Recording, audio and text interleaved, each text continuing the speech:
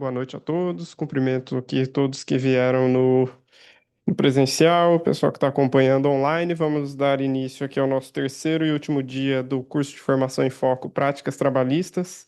E para compor nossa mesa e a gente falar um pouco sobre audiência, prova e postura estratégica, eu vou convidar aqui, representando a Jovem Advocacia, as mediadoras doutora Lorena Iris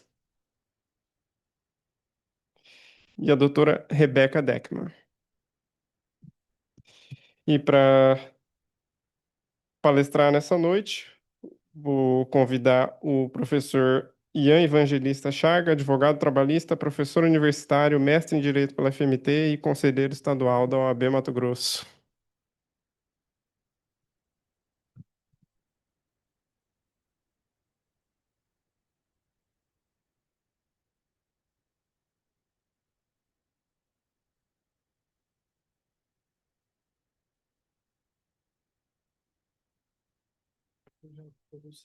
Ah, beleza. Show de bola. Boa noite, pessoal. Boa noite aos que estão aqui presentes, aos que estão no online. É bom que a gente está direto acesso ao chat aqui. Caso o pessoal do online tenha dúvidas, manda pra gente estar pontuando aqui no presencial. E aí, quem está no presencial também tiver alguma dúvida de determinado ponto que a gente já esteja falando, não tem problema nenhuma de interromper, fazer a pergunta. Eu gosto disso porque a gente sempre está fechando o raciocínio até chegar ao final. Então, que se a gente encerra, aí a gente volta, enfim. Acho que faz mais sentido para todos. Gente, vocês estão aqui por 3 dias seguidos, né? Então, eu sempre falo que quando eu sou convidado para algum evento da OAB, me colocam sempre por último. Queria entender o porquê, né? Se é algum tipo de estratégia. Mas a advocacia trabalhista está na minha vida desde que eu sou advogado. Desde que eu sou advogado. A audiência que eu mais fiz na minha vida foi a audiência trabalhista e continuo fazendo. No mês de maio, esse mês de maio especificamente é um período importante para mim porque eu completei 7 anos de inscrição nos quadros da Ordem dos Advogados de Mato Grosso, né? Eu peguei minha carteira no dia 7 de maio de 2019. Então, é um mês que eu tô celebrando e aí veio alguns convites, né, como esse para fazer parte. E me sinto honrado porque nos dias anteriores teve Roberta no primeiro dia, que é presidente da Comissão de Direito do Trabalho, e é minha amiga pessoal, então os senhores estavam muito bem acompanhados e logo em seguida veio o Iga, né, o Felipe Iga, que também é o meu amigo, a gente troca muita fofoca de faculdade universitária, porque nós somos professores universitários. Então a gente troca muita figurinha.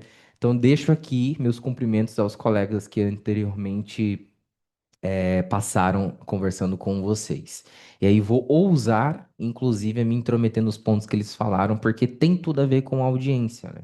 Geralmente o advogado trabalhista ou ele é contratado diretamente para o ato ou de fato ele comanda o processo desde o início. Então, com isso, faz muita diferença em todas essas frentes, né?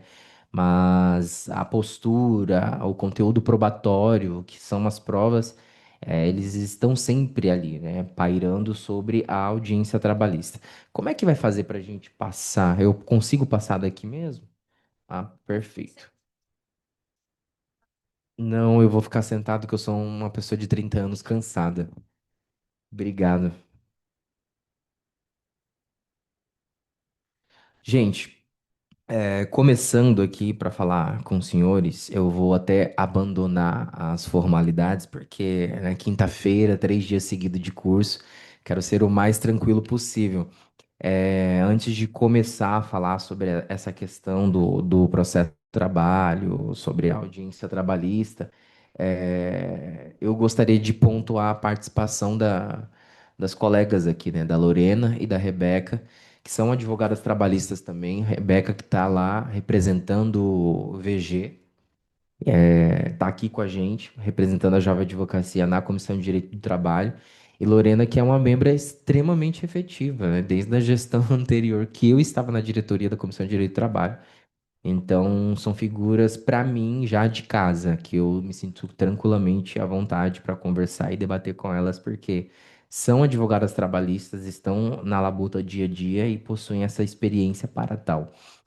Mas uma verdade que a gente sempre fala sobre o processo do trabalho, né, sobre a vivência do processo de trabalho, é que, caso os senhores não tenham uma ideia, é completamente diferente lá do processo civil, onde a gente tem as audiências, de instrução principalmente, onde diretamente você faz a pergunta para a parte. Na audiência trabalhista tem toda a estratégia de você se direcionar para o juiz e ele redefine muitas das vezes a sua pergunta para a parte, até para que ele entenda a melhor estratégia. A gente sabe que a gente é advogado, então a gente também é muito técnico e muitas das vezes a pessoa não entende a pergunta e o juiz está ali, ou até para não diretamente tirar uma resposta que a gente quer e o juiz quer dar cautela para isso, né? Até para mostrar sua imparcialidade desde o primeiro momento.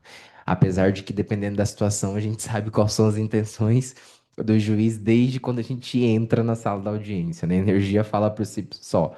Mas nem sempre é a melhor tese, né? Então, a nossa preocupação de chegar no ato da audiência é saber se esse depoimento que o nosso cliente vai prestar, seja o preposto da empresa, e hoje a gente sabe que a figura do preposto representante não precisa ser vinculado propriamente, empregado à empresa, mas hoje tem a figura, por exemplo, do preposto profissional, né, que é extremamente válida desde que conheça os fatos, que muitas vezes são advogados, bem pontuado pela doutora Rebeca. No meu curso de gestão e precificação, eu falo muito sobre isso, porque é uma outra forma do advogado ganhar dinheiro e extremamente válido. Se a lei trouxe essa oportunidade do preposto representante da empresa somente conhecer os fatos, desde que o advogado estudioso por si só conheça os fatos, ele consegue se sair muito bem. Mas, obviamente, que precisa de fato conhecer os fatos. Não é conhecer os fatos e estar presenciado quando aconteceu um acidente do trabalho, etc, etc. Muito pelo contrário. É estudar o processo, que muitas das vezes é o feijão com arroz. Eu tinha um professor no mestrado que ele falava sempre isso: um feijão com arroz muito bem feito é melhor que um estrogonofe mal temperado, né? Então, hoje em dia, é difícil encontrar o arroz e feijão bem feito, né? Então, é essa preocupação que a gente precisa ter desde o início. E na maioria das vezes, é a melhor prova. E é claro que a valoração da prova, eu vou passar nos slides, vocês vão ver que tem um ponto que eu faço uma hierarquia dessas provas, a gente pode comentar sobre elas. Nem sempre é uma testemunha que é a chave, é um documento, e um documento muito bem construído, que ele faz diferença. Muitas das vezes a própria instrução por si só ela é extremamente dispensada, porque aquele documento ele fala por si só dos pedidos que o reclamante está pedindo. Então, essa credibilidade perante ao magistrado, ela é construída com a sua própria postura. Eu acho que todos vocês aqui, se não depararam com isso, vão se deparar na prática de a gente chegar numa audiência, ou o nosso processo, por algum momento a gente deu uma viajada, não sei se tomou alguma coisa na hora de construir aquela inicial, ou a gente é contratado para representar aquele processo, que a gente tá lá com o valor da causa 140 mil, e a gente sai da audiência com o valor de 5 mil reais feito no acordo. E aí, quando eu comecei na Justiça do Trabalho, contando uma história rapidamente para os senhores, eu comecei como diligente. E aqui eu evoco o meu maior respeito pelos diligentes. Porque os diligentes é a porta de entrada para a advocacia trabalhista. Então, os escritórios de fora que vêm, constroem os processos em outro estado, contrata advogados daquela região para fazer as audiências que são presenciais. E eu comecei dessa forma, lá em 2019. Foi assim que eu fui inserido dentro da estrutura da Justiça do Trabalho, até vir a pandemia, essas audiências serem suspensas, mas quando isso aconteceu, eu já tinha minha carteira, já tinha construído a minha carteira de clientes. Então, eu não sofri esse impacto porque eu já fui plantando anteriormente. Então, essa introdução na Justiça do Trabalho, ela tem que ser muito respeitada, porque às vezes o diligente ele tem acesso ao processo 24 horas, 48 horas antes. E aí ele precisa estudar e ele está restrito muitas das vezes às instruções de um outro escritório de advocacia.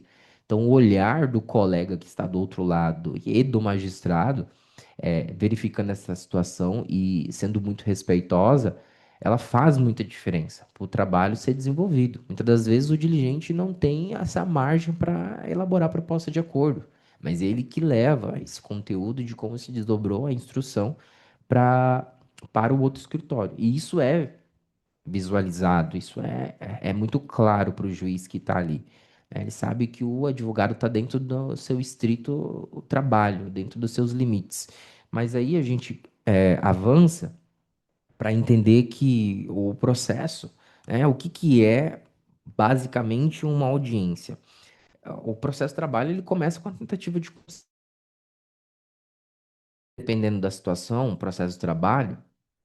Muitas das vezes a gente quer avançar para a instrução porque precisa produzir determinadas provas para entender se é cabível um acordo ou não. Porque em determinado momento, o advogado ele acredita na história do cliente, ele vai, protocola o processo. Muitas das vezes acontecem muito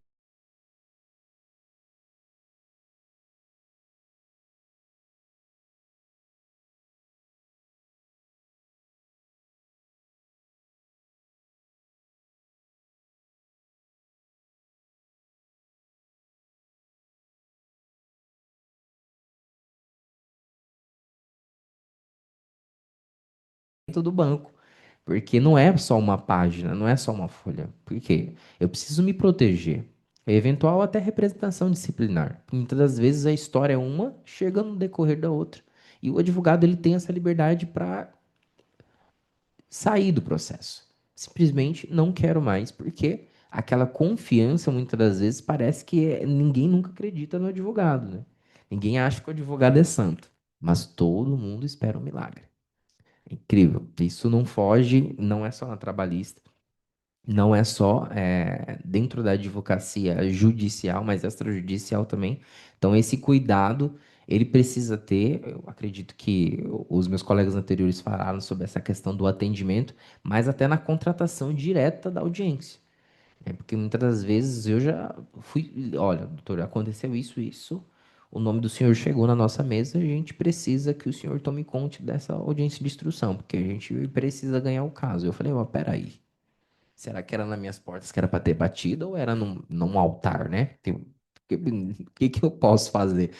Eu acho que não posso fazer muita coisa, né? Porque a gente tem que trabalhar com a técnica. E a técnica, muitas das vezes, cruzada com a prática, nos leva a essa expertise que nos deixa muito mais palpável em situações de aperto, né? Em que você sente que o colega te apertou, porque o depoimento do seu cliente deu uma escorregada, ou porque não tem mais aquela testemunha.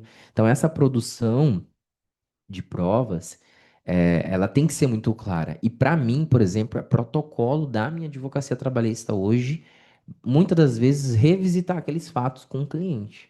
Então, não só no atendimento ele falou para mim uma coisa, mas durante próxima audiência eu vou conversar com ele e pedir para ele contar aquela história novamente. Porque se uma hora ele entrava 8h30, depois ele passou a me dizer que era 8 horas, eu já tenho uma diferença aí. Então, um alerta precisa ser acendido. Olha, vamos dar nomes aqui fictícios, né? Olha, seu José, o senhor me falou no atendimento que era 8h30. Se o senhor falar 8 horas, né, a gente não vai, talvez, atingir o objetivo que a gente está buscando. É preciso que o senhor tenha isso na mente. Está gravado. Eu gravo meus atendimentos. Está gravado, olha. O senhor falou para mim dessa maneira. Então, esse cuidado, ele precisa ser alinhado. As pessoas esquecem, dependendo da idade, dependendo das acomeções da vida, a pessoa esquece, ela fala uma outra coisa, então hoje lidar com as pessoas ela é muito difícil. Então essa preocupação, pelo menos eu tenho por verificar na prática que essas situações elas são muito claras, elas existem. Então, essa audiência, essa formalidade de ter o cuidado não só de você construir o processo desde o início, passando lá pelo atendimento dito pela Roberta, pela construção da petição inicial ou da defesa com o Felipe, mas ao chegar nesse ponto, bom, agora a audiência está marcada. A gente faz essa reunião de alinhamento e deixa todo mundo tranquilo. Não só o cliente, mas também as testemunhas que a gente precisa, né? Eu já ouvi muito de juiz falar, advogado não pode instruir testemunha. Eu não sei como eu vou falar com a pessoa e falar bem assim, você pode ser testemunha? Pode. Então vamos lá, data tal, sem falar e comentar sobre o caso. Eu não consigo, né? Então, se minhas colegas eu acho que também não são diferentes, né? Não tem como. Doutor, inclusive eu faço reunião separadamente. São três testemunhas, por exemplo. Faço uma reunião com o cliente para ver se os fatos estão corretos do que ele passou na inicial. Faço reunião com cada uma das testemunhas para ver qual é a melhor testemunha e, de fato, a gente tem que explicar o que que aconteceu, o que que o seu João falou e explicar como é a audiência, porque muitas vezes eles nunca pisaram no tribunal, muitas vezes estão nervosos, não sabem o que falar, como se dirigir ao juiz, então, de fato, eu não sei como não instruir a testemunha. Exato. E assim, um ponto muito importante que a doutora Rebeca falando aqui, eu me lembrei de um caso que eu já figurei na Justiça do Trabalho de todos os lados. De todos. Dentro de uma sala de audiência na Justiça do Trabalho, eu já estive de todos os lados. Eu já tive como preposto, como advogado da empresa. Como reclamante, não. Olha só, é verdade, como reclamante, não. Mas já estive como testemunha também. E testemunha, né? Eu tinha uma professora na faculdade que usava o termo a prostituta das provas. Porque você não sabe o que espera dali, né? Por mais que você converse, alinhe, faça uma reunião separada, na hora sai alguma coisa que você não esperava. Então, assim, e a vez que eu fui testemunha, eu, na verdade, tive que passar por todas aquelas instruções que eu passava para as testemunhas. Falei, olha, vai perguntar se você é amigo da parte, vai perguntar se você tem interesse no processo, vai perguntar se você presenciou, porque testemunha é que presenciou. Ah, eu ouvi falar. Tomem cuidado. Ouviu falar, até eu tô ouvindo falar. Né? Então, presenciar é diferente. Trabalhar no mesmo período de contrato, muitas das vezes a própria empresa tem dificuldade de estabelecer testemunhas dentro desse ponto. Manda como testemunha um encarregado que é novo, né? Então, fica muito difícil fazer prova, né? Aproveitar aquela testemunha. Seria mais fácil, eu acredito, aproveitar a testemunha da outra parte do que, de fato, levar alguém que possa prejudicar as minhas teses. E a Justiça do Trabalho tem esse princípio da oralidade que os senhores enxergam no material, que tudo ali é diretamente com o juiz. Se eu quiser mostrar uma prova, olha, vou contraditar, né? Tô mostrando que elas são amigas íntimas. É foto no Instagram, é foto no Facebook. É Facebook para os tios ainda, né? Eu tenho Facebook, então me encaixo dentro desse requisito. Mas são provas digitais que estão na mídia. São mídias que podem ser acrescentadas dentro deste processo. E essa imediação, né? Ou seja, você está ali fazendo essa dinâmica com todos os envolvidos dentro do processo. É a parte contrária. Há pouco tempo, advogando para uma empresa no interior, e era uma situação extremamente difícil porque o trabalho era doméstico. E trabalho doméstico, você sabe que o aperto, se a empresa, o empregador não tiver muito seguro com as documentações, ele vai passar apuros. Porque a outra parte também, por outro lado, o processo do empregador tem dificuldade de fazer prova, porque quem que vai ser a testemunha do trabalho doméstico? Não tem, era aquela pessoa. E o que a gente tinha era uma outra diarista que apresentou a empregada doméstica. E a gente foi contraditar e a primeira pergunta do juiz é: "Se- a senhora é amiga íntima da parte?" Amiga? Ela sempre passa lá em casa para tomar um cafezinho. Na hora, eu vou esconder meu sorriso? Ela tava rindo igual um palhaço. Não tem como, porque eu já consegui o que eu queria. Não precisou de mais nada. O juiz delicadamente, olha, vou ouvir a senhora como informante. Eu falei, nossa, mas o senhor é muito caridoso. Não precisava nem como informante, pô, né? Mas foi ouvida nesse caso. E essa instrução que a gente tem que tomar esse cuidado é apenas apresentar a dinâmica da audiência, né? Não de fato pedir que a testemunha minta, preste um depoimento no sentido de prejudicar a outra parte, porque aí não tem o que fazer, né? Você não vai aproveitar uma testemunha nesse ponto. E aí, obviamente, a celeridade. Eu gosto de comentar com as pessoas que a celeridade da Justiça do Trabalho ela é equiparada ao juizado especial. A comparação, assim, muito parecida. O prazo, ou a celeridade do processo, o acesso a uma sentença. Não sei se os senhores sabem, mas pelo regimento interno do TRT, o juiz tem prazo para sentenciar o processo quando ele vai concluído para sentença. Então você sabe disso. Um pouco mais, sabe que tem processo, ou eles precisam bater metas, né? O último enfrentamento da Justiça do Trabalho com relação ao trabalho dos advogados tem sido a contadoria que agora, né, tem até perito para estimular esses cálculos e fica, obviamente, nas custas da parte interessada, né, para desafogar. Eu, pelo menos na prática, tenho visto resultados positivos com relação a isso, né?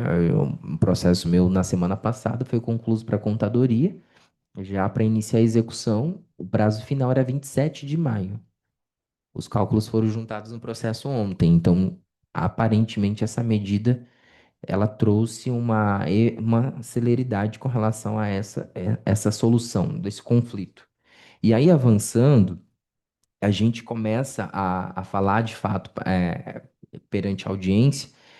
Alguém aqui já de fato foi fazer alguma audiência ou está se preparando?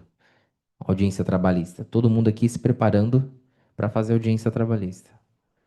Eu sempre costumo dizer que a gente, quando chega na vara, a primeira coisa que a gente vai é na porta da audiência para saber se o processo está lá no papelzinho colado na parede. Eu sempre tenho esse costume. E já fiz audiências assim, e ela é muito, muito, muito, muito parecido em outros TRTs. Não sei se os senhores já repararam, mas a própria dinâmica, a própria estética do site do TRT 23 é igual dos outros TRTs. Então, essa é uma peculiaridade da Justiça do Trabalho muito nobre, né, do advogado trabalhista, por essência, ou por prática, ou por escolha, conseguir avançar, inclusive, em demandas de outros estados, né? Porque esse acesso, ele é muito dinâmico, ele é muito fácil, né? Basta você colocar TRT 12 e você parece que está dentro do site do TRT 23, se você não parar para pensar. Eu já fiz várias vezes isso, o próprio site do TST. Muito fácil você acessar os processos no site do TST, porque a dinâmica do site ela é muito parecida, né? Mas aí a gente tem o quê? O pregão, o famoso pregão que acontece em todas as áreas, na trabalhista não é diferente. A identidade das partes não chama o nome do advogado. Você só descobre quando o advogado, quando entra dentro da sala de audiência ou se encontra ali no corredor, né? Mas eu já tive algumas surpresas, inclusive muito engraçadas, de quando a gente entra e aí o cliente pergunta para o advogado: que lado que eu vou sentar, doutor? O doutor, eu esqueci. Por que que esqueceu? É porque eu advogo para as duas partes. Aí eu escutei isso, não aguentei, eu comecei a rir. Aí o que que eu fiz, né? Enfim, eu já estava, né, com espírito de não conciliação. Falei, eu vou esperar ele entrar primeiro e depois eu entro, né? Então fui na maldade mesmo. E de fato, a gente ficou em pé lá, esperando eu sentar para saber qual que era o lado. Mas é muito engraçado isso, porque até o lado de vocês, depois que você é chamado para entrar dentro da sala de audiência, existe. Você precisa saber o que lado que fica o preposto, o advogado da empresa e a parte reclamante. E é muito legal isso, porque isso mostra uma identidade da Justiça do Trabalho. As outras áreas gostam de falar que isso é frescura. Não, mas isso tem uma dinâmica, né? Tem um propósito. Se a estrutura da Justiça do Trabalho ela é fora da Justiça comum, porque ela tem esse propósito. Por essência, ela foi criada por isso, né? E aí, obviamente, que a gente tem as primeiras tentativas conciliatórias, e ou quando essa audiência ela é fracionada, é só a conciliação, e geralmente hoje as conciliações são todas online. Não é nada diferente das audiências dos juizados, por exemplo, de conciliação. Eu vou lá só para falar que não tem acordo. Várias vezes, gente, isso faz parte da vida. Mas a audiência por si só conciliatória precisa existir. Várias e várias vezes no papel de advogado da empresa, eu precisei convocar audiência de conciliação no meio do processo, porque a parte resolveu fazer acordo. Então, esse princípio da conciliação na justiça do trabalho, ele vai para todo momento, todo processo. Eu posso conciliar, seja desde o início, antes da instrução, durante a instrução, depois da instrução, na fase de execução, e assim vai. E aí, vamos ouvir os depoimentos. Tem sempre uma ordem, né? Sempre uma ordem. Primeiro, sempre o depoimento do empregado. Depois, o preposto, representante da empresa. Sempre é o interesse do empregado, do trabalhador. Então, a testemunha também é a mesma coisa. Primeiro, as testemunhas do trabalhador. Depois, as testemunhas da empresa. E aí é nisso que a gente precisa, de fato, observar, né? Dependendo da audiência, se for audiência una, a sua impugnação é no ato. Eu lembro até hoje a, a cara de espanto. Parece que a minha cara de espanto foi igualzinha quando eu descobri que o espeto de coração, cada coração daquele era uma galinha. E aí eu falei assim, como assim? Eu tenho 15 minutos só para impugnar a defesa. De fato, né, você tem acesso ali. Quais estratégias Ian, que você tem para esse momento? Às vezes eu tô tendo acesso à defesa ali porque tá tudo em sigilo. O juiz tirou o sigilo na audiência. Você olha rapidamente para os documentos estão nomeados. Geralmente é uma ficha do empregador, geralmente é uma ficha do empregado, geralmente é um documento, por exemplo, se envolve insalubridade, certidões de certificados de treinamento, entrega de EPI, tudo mais, etc. Depende sempre do tema do processo. O que você precisa, quando você chega nesse momento da impugnação, é de fato saber o ônus da prova. O que você precisa fazer prova? O que era da empresa fazer prova e ela não trouxe naquela defesa? Então, o seu olhar tem que ser em cima disso. O juiz não vai reparar porque você deixou de impugnar ou o cartão CNPJ e tudo mais, etc. Isso ele de fato pode passar batido nesses 15 minutos. Mas tem muito documento. É muito pouco os 20 minutinhos. Pede dilação antes de acabar, né? Que a diferença de dilação e prorrogação está aí. Prorrogação, o prazo acabou e eu preciso de mais. Dilação é antes de acabar. Então, nisso, eu acabo pedindo um tempinho a mais. Eu preciso, né, de mais 20 minutos para poder continuar. Ou às vezes nem isso, só mais 10 minutos, né? Porque tem muito documento. E aí você impugna aquilo. Eu já tive uma experiência, eu gosto de fazer isso em processos complexos quando eu estou pelo trabalhador. Por exemplo, horas extras e insalubridade. Dependendo da temática e da complexidade, eu fraciono. Eu não peço tudo em um processo. Eu distribuo dois processos, porque eu sei que dependendo de um pedido, eles vão brigar, eu sei que eles vão perder, eles vão brigar e vão levar a discussão até Brasília. Foi o que aconteceu num desses meus casos. O insalubridade, ok, condenação, recorreram, manteve o TRT, voltou, execução, acabou, pagou. Agora, os horas extras, que eram valores mais expressivos, eles levaram a discussão para Brasília. O processo está terminando agora. Mas a minha estratégia era exatamente o quê? Ter o resultado mais rápido para o cliente. Que é um cliente afoito. Tanto é que no meu contrato de honorários tinha prazo para protocolo. Dificilmente eu tenho um cliente que pede isso, mas quando eles pedem, os bancários pedem muito isso, né? Então, quando pede, você tem que se desdobrar, porque é um caso de atenção e geralmente esse cliente ele sabe muito bem do direito dele. Ele já chega com, olha, se brincar com os documentos já numerados para protocolo. É porque ele precisa de fato do advogado. Então, nisso, vocês precisam ter atenção com esse cliente a mais, porque é um cliente, né, que tem muito conhecimento sobre os seus direitos. Tem outros que a gente descobre no atendimento, que podia pedir uma outra coisa ou outra, que não sabia, né, mas nessas situações específicas, vale muito a pena. E aí, o que aconteceu? Na hora que a gente chegou na audiência, as audiências foram marcadas juntas.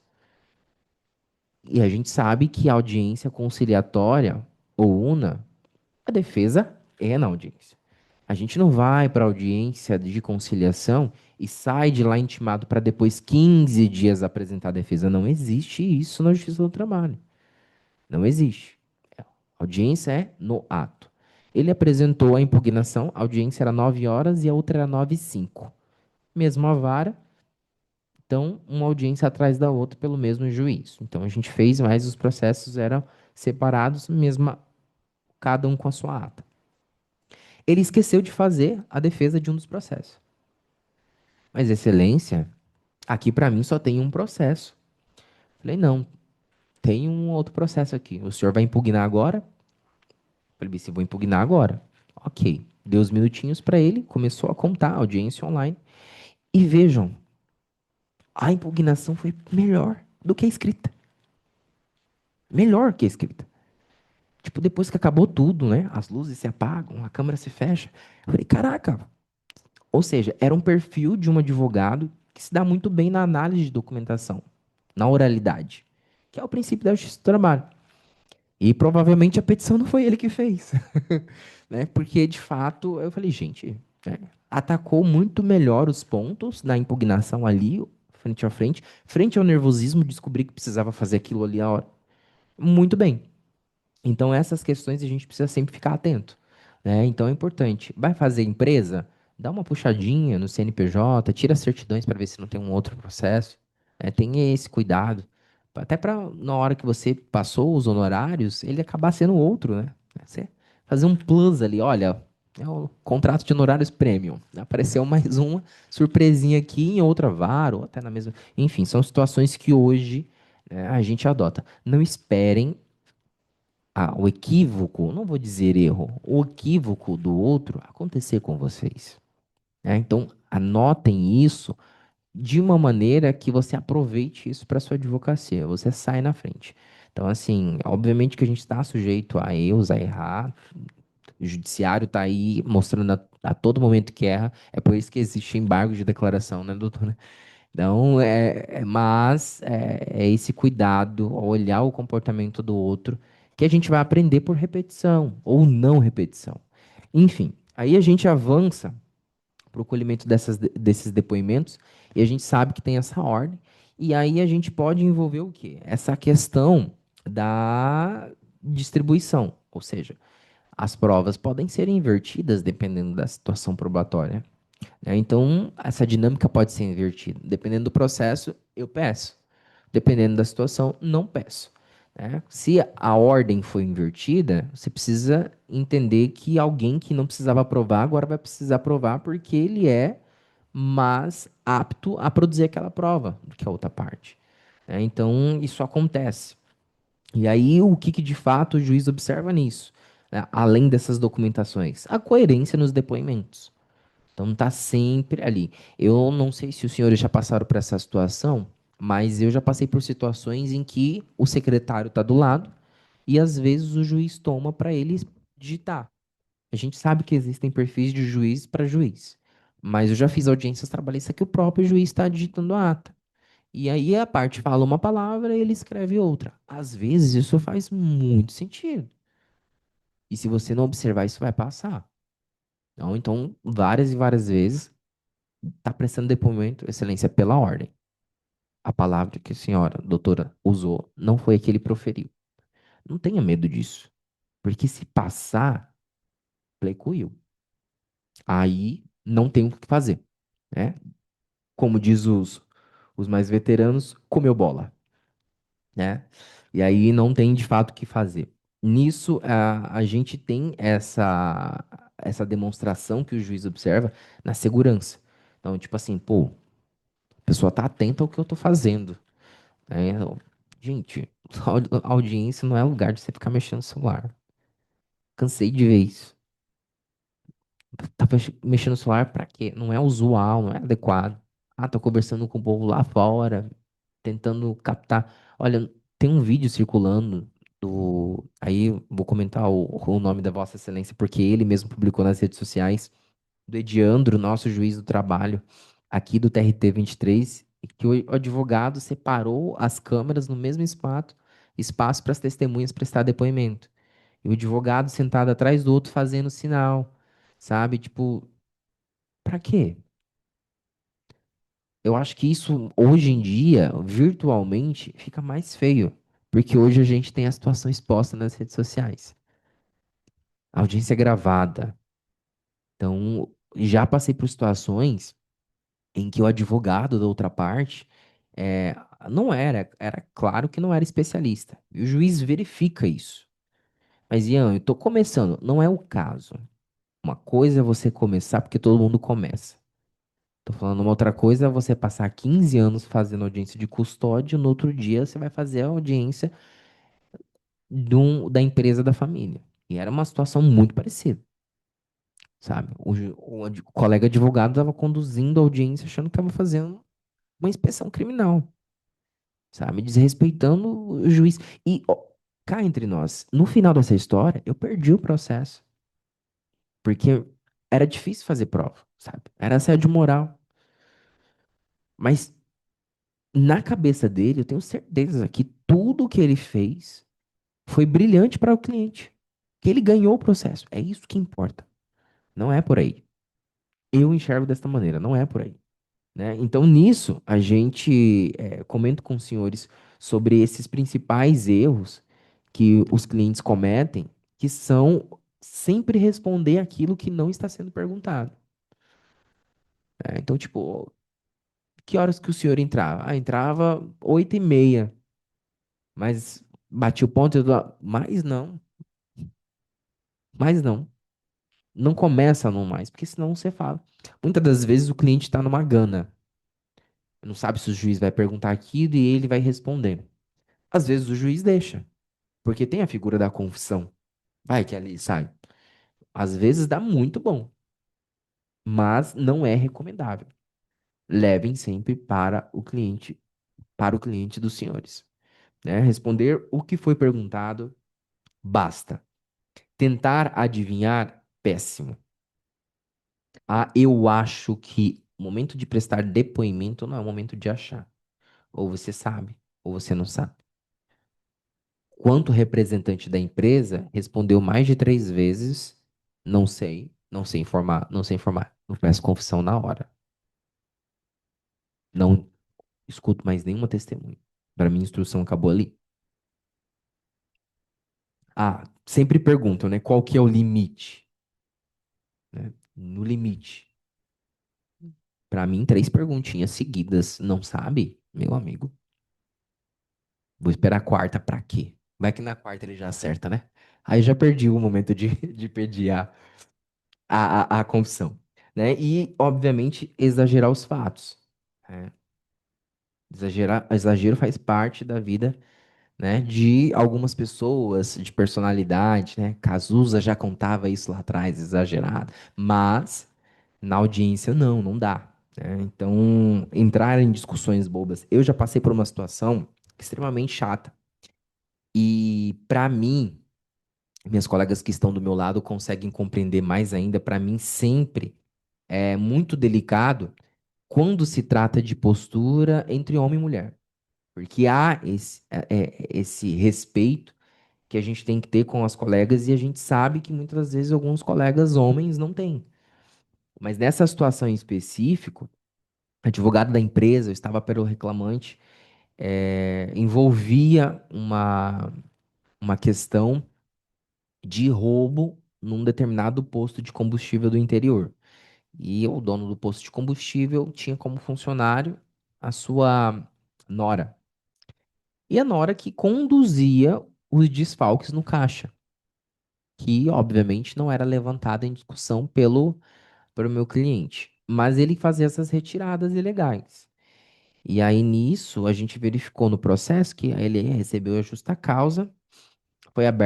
Foi registrado um boletim de ocorrência. Não sei se os senhores sabem, mas boletim de ocorrência sem representação é só um papel. E olha que nem criminalista eu sou. Mas para gerar algum efeito, pelo menos uma representação ali, você precisa ser para dar uma dor de cabeça para a pessoa, né? Serve de nada. Mas foi feito um boletim de ocorrência somente para ele.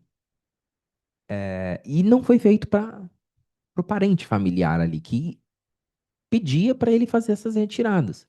Tinha um vídeo, foi exposto na audiência.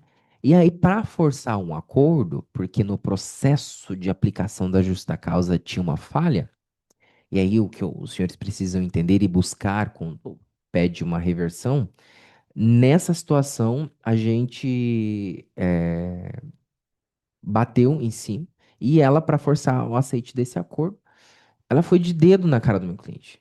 O senhor vai responder processo criminal, o senhor vai ser preso. O meu cliente já cagão com toda a situação, me perdoem o termo da palavra, mas o horário permite, ficou assim, eu quero aceitar, doutor, eu quero aceitar. Eu falei, aceita Jesus. Mas não aceita essa proposta, não.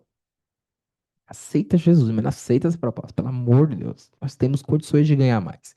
Então, assim, até isso a gente precisa preparar o cliente pelas pressões da outra parte, porque no mínimo sinal de concordância com aquele valor de acordo, né, dependendo do juiz que vê, não, é isso, o cliente está concordando. O senhor tem que aceitar, então. Então tenha esse cuidado, esse tato, né, de para acabar não entrando nessas discussões. Obviamente, que pedir pela ordem, como tive a colega que, obviamente, perdeu o processo por essa falha na aplicação da justa causa, mas essas questões, elas podem acontecer. Outra coisa é a contradição com os depoimentos e os documentos. Porque eu não sei se os senhores sabem, Senhora Excelência, tem um documento na página tal, o senhor poderia abrir, e isso pode acontecer numa audiência. A contradição com o que está escrito e o que está sendo dito. Então, no que está sendo dito, é muito perigoso essas contradições para não dar qualquer tipo de confusão. E, inclusive, né, já avançando aqui nesses pontos, é um dos pontos que a gente pode extrair a confusão. Gostariam de pontuar alguma coisa? Que eu só tô indo. Não, que é realmente muito interessante essa questão de mostrar o documento para, seja para o preposto, seja para a parte reclamante, que é quando você faz uma pergunta, ela fala, por exemplo, você assinava cartão de ponto? Falava não. Aí você mostra o documento, aí tá lá a assinatura. E essa assinatura é sua? A parte comprova. Esse é um claro exemplo de contradição, né? Do seu depoimento com o documento que está sendo assinado. Outras questões desse cartão de ponto são assinaturas eletrônicas, né? Que é muito discutido. Que muitas das vezes só bate o pontinho lá e aí registra que ele assinou no automático. Mas aí não existe nenhuma assinatura digital com relação a isso. Então isso abre uma discussão gigantesca dentro da Justiça do Trabalho. Tem algumas varas que dá a nulidade do cartão, tem outras que não. Enfim, mas aproveitando que a gente está falando de provas, de defesa e tudo mais, tem uma pergunta aqui no chat que eu tenho uma dúvida. Em caso de defesa, eu junto as provas na contestação ou deixo para as razões? Né? Então, eu acredito que é sempre na contestação. Sempre, nunca juntei nenhum documento nas razões. Porque se você está falando de representação da empresa, todos os documentos têm que ser naquele momento. Caso algum outro documento foi produzido posteriormente à juntada da defesa, você pode comprovar isso, né? E, obviamente, não acontecendo a instrução, juntar no processo e fundamentar no CPC, que é recepcionado no que couber pelo processo do trabalho. Então, eu já fiz isso em situações em que meus clientes, empresas, foram processados por não registrar um determinado período. E aí ele vai lá, doutor, e agora? Eu falei, vai lá, registra, vai, vai lá, né? Faz a comunicação no e-social, pipipi, popopó, gera documento. Eu levo para o processo, dá lá procedência em parte. Porque, de fato, a gente reconheceu e tudo mais. Isso demonstra, né, a claridade dentro do processo, inclusive no juiz na hora de julgar. A boa-fé processual, a boa-fé da parte, enfim. E aí, voltando nesse ponto dessa questão da confissão, ela pode, né, ocorrer quando admite esse fato contrário ao seu interesse, né, contradiz essas alegações anteriores e quanto mais você puder enrolar um depoimento de alguém que você sabe que em algum momento vai escorregar, né? Não sei se que os seus senhores viram o filme que está em cartaz, recorde de bilheteria, O Diabo Veste Prada 2. Tem uma cena muito legal que a Miranda olha para outra e fala: Eu só estou esperando você errar. E você vai errar. E eu, praticamente, em algumas audiências, eu vejo isso claramente. Que a pessoa tá ali falando, e eu falei, vai errar, vai errar, vai errar, vai errar. O primeiro sinal, você, né, vira um leão, vai pra cima. Porque deixou passar, às vezes nem o juiz vê. Então, nessas contradições, elas são ideais para você buscar uma confissão, tanto da parte contrária, né, como do seu cliente que você representa. Eu acho interessante quando, seja o preposto, seja o reclamante ou a testemunha, eles querem falar muito, porque acha que falar muito é bom. E vai falando, e se deixar, conta a história desde que nasceu até conhecer a pessoa. E é aí que a gente pega as contradições e as confissões. E é muito importante ressaltar, eu pelo menos faço assim, excelência pela ordem. Lá atrás, ele disse tal coisa, agora ele está dizendo uma coisa diferente. Aí, porque você chama a atenção do juiz, não, realmente, você não disse, vamos supor, que ele entrava às 7 horas da manhã, agora você está dizendo que ele entrava às 9. Aí ele diz, ah, não, é que geralmente acontece isso. Então, se você tá se a parte contrária tá falando muito, começa a prestar muita atenção no depoimento. E aí entra a questão que o doutor falou hoje, mexendo no celular. Realmente, quando tá tendo audiência, muitos advogados ficam no celular e acabam que perdem a oportunidade de ganhar o processo por desatenção. Posso, Pode, favor. claro. falando em questão de provas, fala baixinho? Ah, tá. Eu perdi o que eu ia falar. Em questão de provas, né? Por exemplo, já participei de várias audiências em 2006 até 2009. Eu fui tarimbado como a figurinha presencial da 23ª Vara. Às vezes tinha 5, 6, 7 ações num dia só. Às vezes preposto, às vezes testemunha, cada hora era uma parte. E uma vez um juiz, né, vou mencionar o nome aqui porque é muito arriscado, ele falou: hoje o senhor será testemunha, então vamos iniciar, né, seu Domingos? O senhor vai narrar o fato como foi ocorrido. Como é que o senhor explica para a gente o... quando se iniciou o pipoco, que quer dizer os disparos? Aí eu falei: acho que está tendo um equívoco, Excelência, porque não havia nenhuma arma no local. E sim, a briga foram entre dois empregados e usaram facões. Ele falou: mas não era armas? Falei: não. Aí eu pergunto assim: às vezes até a própria testemunha tem que estar um pouco preparado. Não estou dizendo que ele está induzindo, mas ele pode testar e fazer algumas perguntas que às vezes não tem nada a ver com aquilo que você vai mencionar, né? Quer dizer, ele já entrou no fato como foi isso e não era aquilo. Pode falar. Exatamente. Tem muitos juízes que abrem o processo ali na hora, dão uma estudada por cima, e eu já vi. Sim, eu já tive situações do juiz pedir e falar: doutora, licença só um pouquinho que eu estou olhando o processo agora. Ok. Então, muitas vezes ele não teve tempo de se preparar, ler o processo e ver do que está se tratando. Mas uma testemunha que sabe realmente dos fatos vai fazer como o senhor fez, vai chamar a atenção dele para o processo, vai falar: não, não é bem assim, não foi arma, foram facões. E se for uma testemunha, por exemplo, que não teve conhecimento dos fatos, vai falar: sim, foi arma. Ou pode ser até um tipo de jogada do próprio juiz para saber se você sabe dos fatos ou não. Sim, Perfeito. Voltando nesse ponto da confissão, esses são os pontos assim mais cruciais que eu defino como contraditório para você extrair a confissão, que é uma espécie de prova, que são datas, horários, procedimentos, rotina.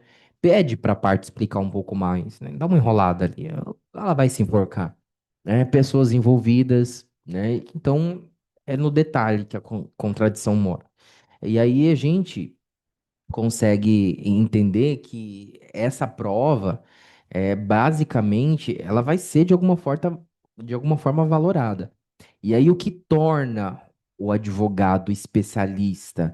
Gente, nem sempre o especialista é aquele, né, que fez uma especialização, que fez um mestrado, doutorado. O especialista é aquele que está ali todos os dias na justiça do trabalho, estudando a dinâmica, sabendo como são as sentenças daquela vara, daquele juiz, como é a personalidade, a dinâmica que é conduzido aquele processo, enfim, são muitas as maneiras e por isso a gente entende que alguns juízes valorizam mais um tipo de prova que o outro, né? E eu já escutei isso me doeu muito na época, mas hoje faz mais sentido entender até para eu poder advogar melhor. É mais fácil, eu escutei isso de um juiz do trabalho, é mais fácil fundamentar uma sentença improcedente do que uma sentença procedente. Então, escutando isso, eu consigo entender que existem algumas situações que, dependendo do direito, a prova ela precisa ser robusta. A prova ela precisa ser muito clara, né? Senão eu não vou alcançar o objetivo. E aí, por favor.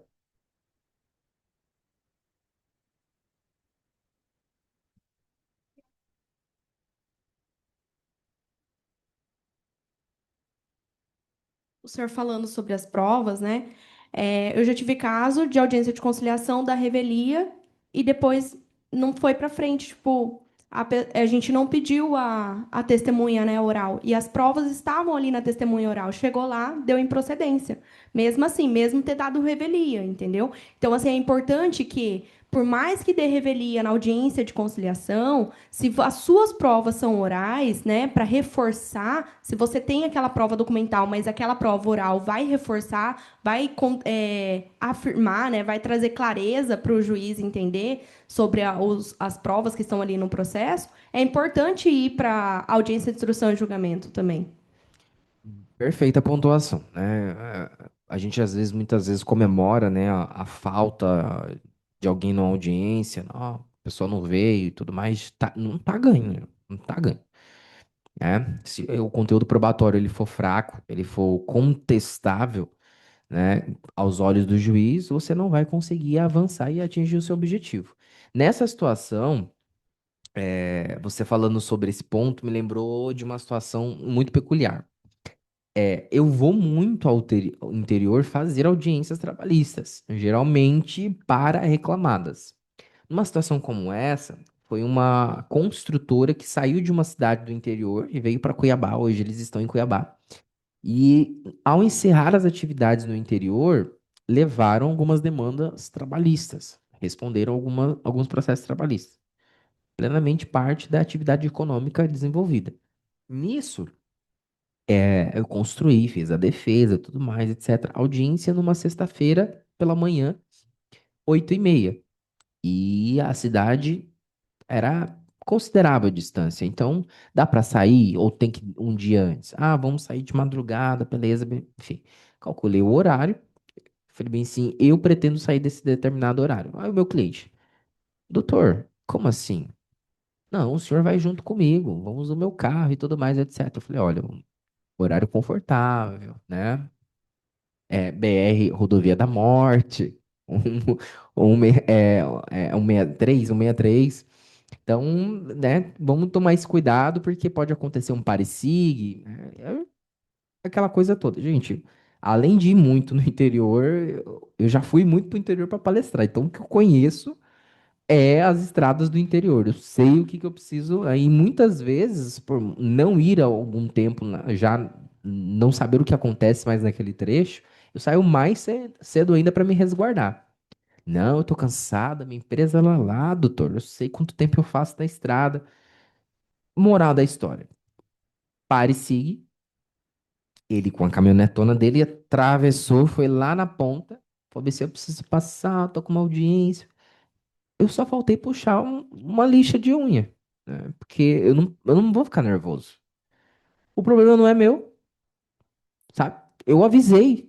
Então, tem que ter cautela, né? Tem que ter cautela. Você não vai ficar nervoso na frente do seu cliente, principalmente se foi, sabe, eu avisei. E eu avisei. Nessa situação, chegamos na audiência, a audiência já tinha começado. Entrei na sala de audiência. A juíza olhou para mim e falou bem assim: doutor, eu entendo que o senhor assume o processo no estado que ele se encontra, mas o cliente do senhor já está em revelia. Eu olhei para ele e falei bem: senhor ouviu? Ele não sei o que que é, mas depois o senhor me explica. Então tá bom. Conduzimos, o reclamante estava terminando de prestar seu depoimento. Moral da história, gente: condenação de R$ 45.000 e reconhecimento de vínculo. Né? A gente levou, conseguiu diminuir isso no TRT, mas tá lá. Fundamentação muito clara. Revelia. A revelia ela é uma faca de dois gumes. Né? Porque se aonde está a prova que vai ser valorada for numa testemunha e você não insistir que uma instrução aconteça, ou você bata na tecla de que a revelia está feita, não é uma certeza. Né? Principalmente se for um juízo, não estou falando juiz, estou falando do juízo calejado. né? Então, voltando nesse ponto da hierarquia das provas, eu sempre gosto de dizer que, independente do princípio da oralidade, para mim, documento ele é muito importante. Ah, eu tenho alguns colegas que sempre batem, mas documento qualquer pessoa faz, qualquer pessoa assina, mas documento, quando se trata tanto de empregado como empregador, ele é muito importante. Várias e várias vezes construir bons documentos no processo, conseguimos produzir isso, nem instrução aconteceu. Eu cheguei de ir para instrução, juiz, nem sei por que que isso aqui está marcado. Extremamente documental esse caso, né? Confissão, como a gente estava discutindo anteriormente, para mim a confissão ela é, né, uma chave de ouro. Perícia, perícia é indiscutível. Eu já vi uma única vez o juiz ir contra a perícia. E aí a gente sabe que para o juiz ir contra a perícia, ele ainda precisa se fundamentar em outras provas dentro dos autos. Mas deu perícia positiva, né? Muito difícil o resultado ser diferente sobre aquele pedido, né? Testemunha e, obviamente, a presunção. Então, dentro disso, para mim, nem sempre a testemunha é a parte mais importante. É só, de fato, se eu fizer o checklist e não tiver nada disso, né? Então, o documento, o que que é documento? Dentro de documento tem muita coisa, gente. Obviamente que algumas coisas questionáveis, né? Provas digitais, que já foi um assunto, né, midiático dentro da Justiça do Trabalho. Até que ponto esses prints são válidos? Esses prints foram manipuláveis? Ah, vou alegar fraude? Se eu alegar fraude, eu tenho que provar. Vai arrastar um perito? Tenho muita seguridade com relação a isso? Não, os prints fui eu que juntei e soube fazer isso. Não sei se a ata notarial hoje, né, é tão efetiva. Já cheguei de fazer para algumas empresas, mas só foi gasto para o cliente, né? Porque além de ser um custo alto, acaba muitas das vezes não sendo valorado como deveria, né? Confissão, figura clássica de todos os lados, né? E a perícia, por mais contestável que pode ser, dependendo de para quem se advoga, a perícia é um sufoco, porque tem o perito que é aos olhos do juiz onde ele não vai, e a empresa vem com assistente técnico. E o reclamante não tem dinheiro para bancar um outro assistente técnico, né? Então, nisso, fica o quê? Você fica no escuro. Nessas situações, eu faço questão de acompanhar as perícias, inclusive quando ela vai acontecer. Por favor. Só uma curiosidade que aconteceu comigo, doutor. Inclusive, minha última perícia, que foi no Fórum de Várzea Grande. Cheguei lá, tinha um assistente técnico, pela reclamante, achando que o assistente era pela empresa. E ele tentando conversar com a reclamante, eu não deixando. Por que que quer conversar com a reclamante sem a presença do perito, né? Sim. E no final das contas, ele foi contratado para apresentar um laudo para a reclamante. Eu falei, não fui eu que te contratei, mas se quiser prestar, eu aceito serviço. O que eu acho que deve ter acontecido? Quem contratou deve ter sido um terceirizado, passaram a informação errada, mas não vou reclamar. Ele está ali pela minha cliente, então. Tem algum estudante de direito aqui com a gente? Ou no online? Estudante de direito. Eu gosto de falar que a figura mais importante do ordenamento jurídico não é advogado, não é o estudante de direito. Sou professor, né, universitário, já fui estudante de direito, como todas as pessoas passaram por essa formação. Mas nessa questão de perícia, me vem um caso muito engraçado, que eu sempre comento isso nas minhas aulas. A gente foi fazer uma perícia no mercado, e o mercado não era parte do processo, porque se tratava de um frigorífico. Uma, uma coisa parecida que eu acho que a senhora já presenciou, né? Então, o mercado é um terceiro. A gente precisa ir lá para fazer essa perícia. E o mercado era para ser notificado, né? Comunicado que essa perícia ia ser realizada num determinado horário e tudo mais, etc. Eu, como advogado do reclamante, estava pelo trabalhador, não tenho que me preocupar com isso. Falei para o meu cliente, ó, horário tal, data tal, mercado tal, Várzea Grande. Fomos lá no dia. E aí o perito ele foi muito rápido, Sabe o que que é rápido? Ele olhar a câmera fria, pipipi, papapá, e o cliente assim atrás, ele me segurando. E do jeito que os senhores estão me vendo aqui, eu tava de terno e gravata. Nesses mercados grandes, só não vou citar o nome, né? Tem sempre uma cafeteria. Depois que o perito finalizou a perícia, ele veio, me deu um joia, falou: finalizamos e tudo mais, acompanha o resultado nos autos. Eu falei: beleza, sentamos para tomar um café dentro do mercado. Que ousadia, né? Mas fomentando o comércio local. Nisso, vem três pessoas no meio. Quem tava? Doutor, não fomos comunicados. Doutor, isso não pode acontecer. Eu falei: mas eu não tenho nada a ver com isso. Eu sou parte do processo e só vim acompanhar a perícia. Não é comigo. Mas, doutor, isso é errado. O senhor sabe que é errado. Eu sei mais ainda porque eu sou estudante de direito. Nunca esqueci isso. Olha, eu vou falar pra você, nessa altura da minha vida tinha levado um fecho de um acadêmico de direito. Isso é histórico na minha vida, sabe? Nunca esqueci. Eu conto isso dentro da sala de aula. Essa coragem que ela veio de demonstrar que era errado. Hoje o advogado quase não tem mais isso, sabe? Vi uma jovem advogada esses dias, pegou a carteira e aí os senhores sabem como funciona a mídia sensacionalista, gente. Advogado não é, nem acadêmico de direito, é permitido entrar em discussões bobas, sabe? Sensacionalistas, políticas partidárias. Isso é feio. Te coloca num papel de descredibilidade. E aí eu vi esses programas policiais, um cara chegando com a câmera: o senhor cometeu crime, advogado. Doutor, ele está com a liberdade restringida, não a imagem. Eu falei: "Ó, eu sinto falta de ver isso, cara, sabe? Eu sinto falta de ver isso, porque hoje parece que tá todo mundo, sabe, tão pacífico. Não é, não deixe, gente, não deixe. Defenda, direito é direito. Parece que é errado a gente brigar por uma coisa que é nossa. Sabe? Onde que a gente foi parar com isso? Né? Então, não deixe isso acontecer, sabe? Façam valer. Muitas das vezes, a gente escuta isso lá na faculdade, desde quando está começando. Ah, o direito não socorre o que dorme, mas é um fato. É por isso que existe a prescrição, sabe? É um fato. Passou. Até a lei nos ensina que a gente precisa superar. Até a lei, né? Mas avançando aqui, eu adoro esses casos assim, porque, meu Deus, eu posso contar para os senhores tanto. Vocês querem fazer um intervalinho agora de 10 minutinhos? Aí a gente volta? Pode ser? Pode ser. Pessoal do online, nós vamos parar por 10 minutinhos aqui. Dá tempo para vocês aí jantarem, né? Não sei se janta em 10 minutos. 10 minutos não é tempo de intervalo, né? E no intrajornada com 10 minutos aí é complicado. Mas em 10 minutinhos nós voltamos. Pessoal, vamos lá. Vamos retomar nossa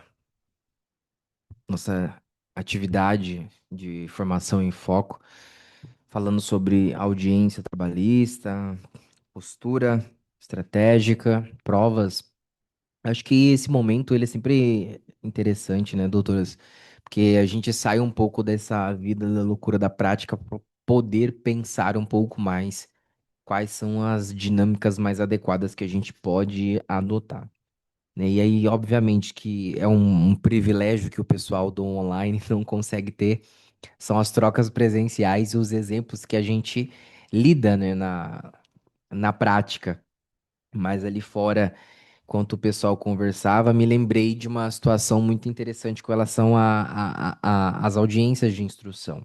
Entendidos que a audiência de instrução ela pode ser fracionada, né, ou pode, todos os atos podem acontecer em um único ato, como é a UNA, e é a regra, mas de algumas maneiras são fracionadas, elas são separadas ali, principalmente no rito ordinário. Nós temos basicamente na funcionalidade dois ritos. Um pouco se fala no sumário, nunca tive um processo no sumário, mas sumaríssimo e ordinário são os mais usuais. E aí a gente tem o que determina isso é o valor da causa, obviamente, e nisso nós temos essa unicidade de todos os atos no sumaríssimo, que é a audiência una, e no rito ordinário a possibilidade dela ser fracionada. Mas ainda falando um pouquinho sobre provas e testemunhas, A Justiça do Trabalho parece um cena de novela, né? Quando a gente vai para um processo e a gente sabe que a empresa tem três testemunhas, a gente tem três testemunhas. Porque um esconde no andar, outro esconde no outro, e no final, na hora de ir, todo mundo se encontra. Mas uma dessas situações, eu me lembrei de uma situação que não sei por qual motivo, qual estratégia, mas eu acredito que seja aventurar a situação. E o colega da outra parte escondeu as testemunhas no andar de cima, né? Estávamos ali no, na vara, de repente, tem testemunha? Tenho, excelência. Quem é? Aí aparece, ó, o bendito. Nessa situação, foi uma situação muito, muito chata. Por quê? E aí eu acho que o advogado da empresa não teve esse cuidado. Era um processo que envolvia assédio sexual. E é muito difícil de fazer prova. Muito difícil. Porque nem sempre o assediador vai deixar isso latente na frente das pessoas, né? Geralmente, as investidas, a prática, são nas salas de reuniões, entre os dois ali, sem provas, sem testemunho. Só que nessa situação, existia uma figura nesse cenário, desse processo, que era completamente ignorada. E era a minha testemunha, que era um prestador de serviço. Essas pessoas que a gente passa nas repartições públicas e a gente não dá nem bom dia. Não é o meu caso, sou muito tranquilo com isso. Mas a gente tinha uma barreira linguística muito gigantesca, porque se tratava de uma pessoa venezuelana. Então, na hora que a gente foi ouvir, como, né, advogado do reclamante, a juíza, falei bem assim, doutor, eu vou conversar com ele, vou qualificá-lo. Se eu entender que existe uma barreira linguística, a gente vai ter que, né, adiar essa audiência para eu ter um tradutor. Não era possível, porque a juíza entendeu muito bem. Não foi necessário, porque a juíza entendia muito bem o que ele falava. E ele era muito direto, né? Falei, o senhor via, né? O fulano de tal, fazendo as piadinhas. Isso. Falei assim, sim, várias e várias vezes. Eu tava limpando a sala, ele não me via. Eu estava lá e ele falava, nossa, como você tá bonita, nossa, como seu cabelo tá bonito, nossa, essa roupa desenha mais o seu corpo, pipipi, popopó. E uma coisa brilhante, assim, que a gente queria ouvir de uma testemunha para fazer como prova. E a empresa escondeu a testemunha dela, porque quem era a testemunha dela era a vítima, era o assediador. E aí eu sei, ninguém entendeu nada.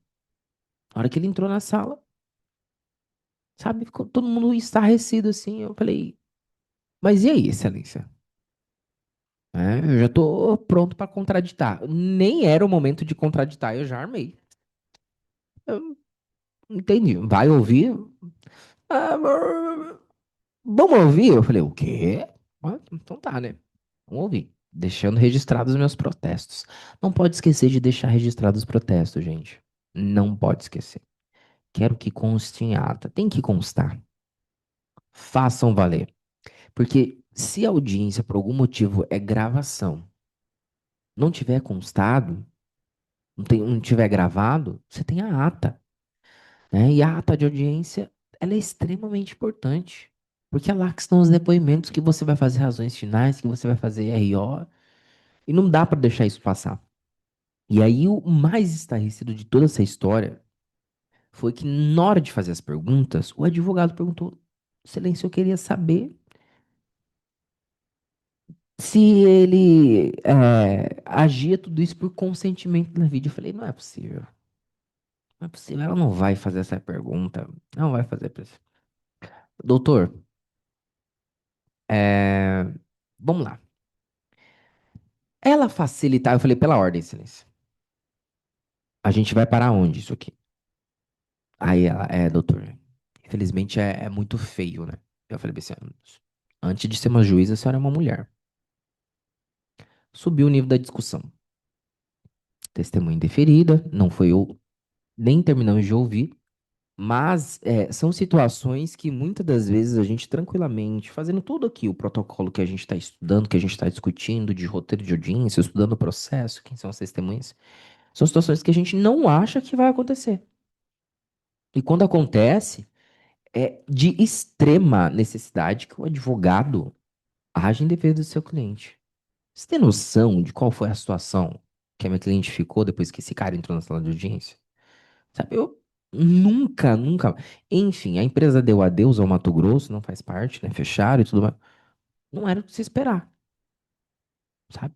É uma situação extremamente assim que a gente não pode deixar passar. A senhora quer pontuar alguma coisa? Eu tive um caso parecido, só que foi assédio moral. E levaram a assediadora para ser testemunha. A minha cliente simplesmente teve uma crise de pânico no meio da audiência e precisou ser hospitalizada. E, assim, é uma situação muito complicada porque eu, por exemplo, eu me coloco muito do lado do meu cliente. E ver que ela precisou sair dali, de um fórum, da frente de um juiz, para ir para um hospital por uma crise de pânico, de ansiedade, porque foi bem feio, por conta de uma pessoa, gente, foi bem complicado. E o juiz, eu contraditei, o juiz, ele aceitou a contradita e ainda complementou a contradita de ofício. Eu achei bem interessante, porque nunca tinha acontecido comigo. Não, mas é até interessante assim, porque eu, como advogada patronal, nunca cogitaria levar o próprio assediador, assim, supostamente, né? Porque vai ser provado ali, para ele ser ouvido em audiência, porque é jogar com a sorte, né? Se ele vai ser ouvido ou não. Então, tem que encontrar outros meios de provar que não aconteceu, que aconteceu com outra pessoa, né? Eu próprio assediador, ainda mais eu como mulher, me coloco na posição de, né, da vítima. Sim. Você respondendo agora por parte do empregador, pode ser uma forma também que a pessoa usa como a forma de intimidar a vítima, porque quando você a representa, o que que vai acontecer? Como a pessoa vai falar alguma coisa, sendo que ela sabe que aquele é o superior, ele tem um poder, ela vai se calar e vai consentir, mesmo sabendo que aquele fato é errado. Isso às vezes acontece.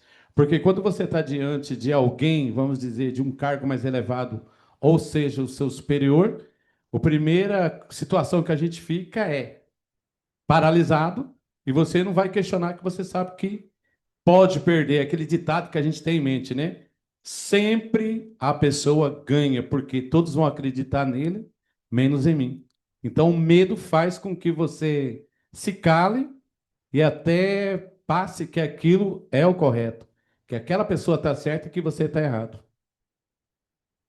É, é, Eu acho que é exatamente por isso que o reclamante ou reclamante é ouvido primeiro, para não ter nenhuma pressão psicológica, nenhum abalo psicológico, e também para o preposto, é retirado o preposto da sala, não sei se todos aqui sim. são trabalhistas, então é retirado o preposto da sala justamente para que ele não reformule o seu depoimento. Então, eu acho essa uma técnica extremamente certa para tanto preservar o reclamante quanto para preservar a própria empresa.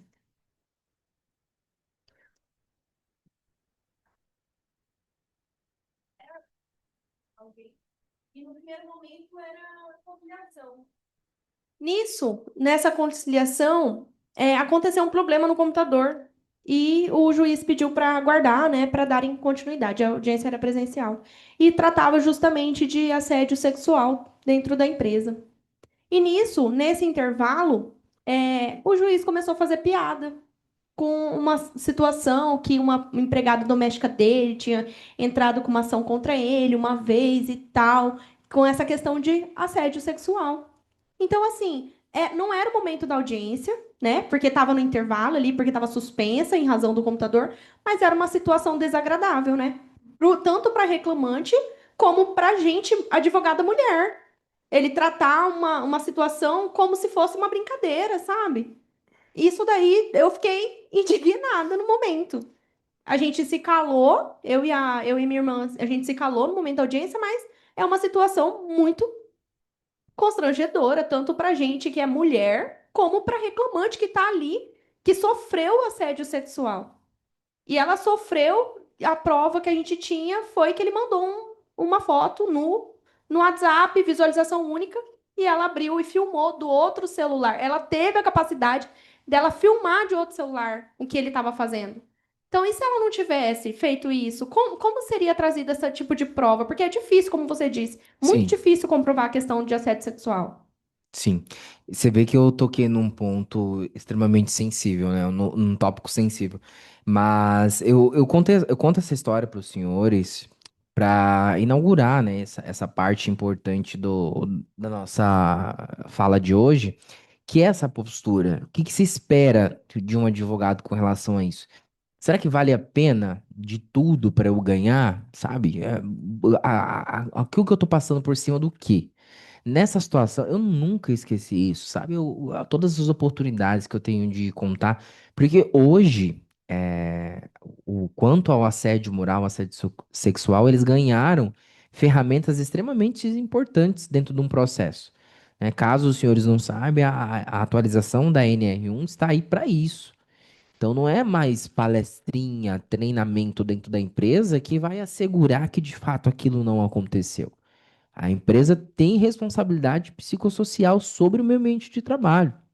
E é uma extrema necessidade que nós nos utilizaremos sobre isso, tanto advogados de empresa como advogados de reclamante, é, para vender para os nossos clientes, que isso hoje faz parte. Que o advogado do reclamante vai exigir isso dentro do processo, e se a empresa não tiver, ouso dizer que caberá a responsabilidade objetiva, já que esses documentos eles têm que vir de forma muito clara, específica, né? E a empresa investir nessa prevenção. Nós não temos essa cultura até hoje. Eu entendo muito a postura, né, dos empreendedores com relação ao fluxo de caixa. Tem empresa que sobrevive sobre fluxo de caixa, sobre entrada e saída, né? Então, um processo como este, ele quebra a empresa. Mas aí vai o olhar de até onde eu quero que esse negócio dê certo. E muitas das vezes essa dinâmica de explicação, de informação, de prevenção, é o advogado trabalhista que traz através dos programas de compliance, da auditoria trabalhista, de todos os programas que hoje, de ferramentas que estão disponíveis para o advogado fornecer para os seus clientes. Né? Seja reclamante na hora de exigir que a empresa apresente esse documento no processo, seja advogado de empresa para que a empresa cumpra esse protocolo que é extremamente obrigatório.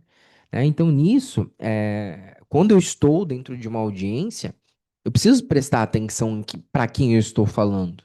Eu não estou ali performando para o cliente. Já entrei em algumas audiências que eu não precisei falar muita coisa. O cliente no final, nossa, doutor, ainda bem que o senhor falou, né, que o senhor não ia falar muita coisa. Eu te disse. Eu não sei se é o mal de professor, mas eu tenho com uma mania de explicar a dinâmica da audiência para os meus clientes. Porque quando ele está naquela situação inserível, muitas das vezes é a primeira vez, e ele falou, nossa, foi como foi me explicado. Agora vem isso. Então, né, a falta de aviso não é. Isso tem que ser muito claro para vocês. Muito, muito. Deixar sempre o cliente sabendo do próximo passo. Obviamente que nós não temos uma bola de cristal para prever tudo que vai acontecer dentro de uma dinâmica de audiência trabalhista. Mas essa dinâmica, esse rito que nós estamos discutindo hoje aqui nessa noite, não é uma questão só para o cliente ter acesso no dia da audiência. É interessante que exista esse protocolo para o cliente antes. Sinceramente, assim, eu não sei se os senhores passam por isso ou vão passar, mas é uma coisa que eu construí de experiência minha. Não deixe o cliente pensar que você está trabalhando só quando o processo nasce, só quando o protocolo é feito. Atendimento, análise de documento, sabe? Explicar, reunião de alinhamento, conversar com testemunha. Tudo isso é trabalho que antecede o processo judicial. Tudo isso é trabalho que antecede o processo judicial. Nos meus atendimentos, eu deixo isso muito claro. Existe um processo administrativo interno que o escritório precisa fazer para que o processo judicial nasça. Seja ele como parte reclamante, como parte advogado que recebe o processo construído e dele precisa se manifestar. Então, se isso não acontece, essa construção, ao tempo inteiro nós estamos educando os nossos clientes, ao tempo inteiro. Não sou o tipo de advogado que vou falar o que você quer ouvir só porque você está me pagando. Não sou. Não sou. Posso de forma muito sutil. Sei que você errou, e tudo mais, não vai dar. Mas não vou deixar de dizer. Não vou. Então, é essa falta de comunicação, e aí é muito importante porque muitas das vezes a gente está falando A e o cliente está entendendo B, ela tem que ser muito direta, muito clara. Porque senão acaba, eu acredito, né, que acaba dando sempre ruim. Em todas as situações que eu escutei, colegas vindo me procurar para me ajudar com relação a isso, aquilo. Ah, quer me processar porque fechou contrato comigo há 2 meses, eu não entrei com o processo. Mas e o seu contrato de honorários? Você estabeleceu prazo? Não. Pagou alguma coisa de entrada? Não. Prescreveu o direito?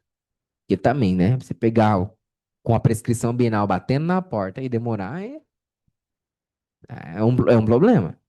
Mas caso ao contrário, vocês, ao construir a petição inicial, a construir a defesa, são os detentores do conhecimento que foi vendido.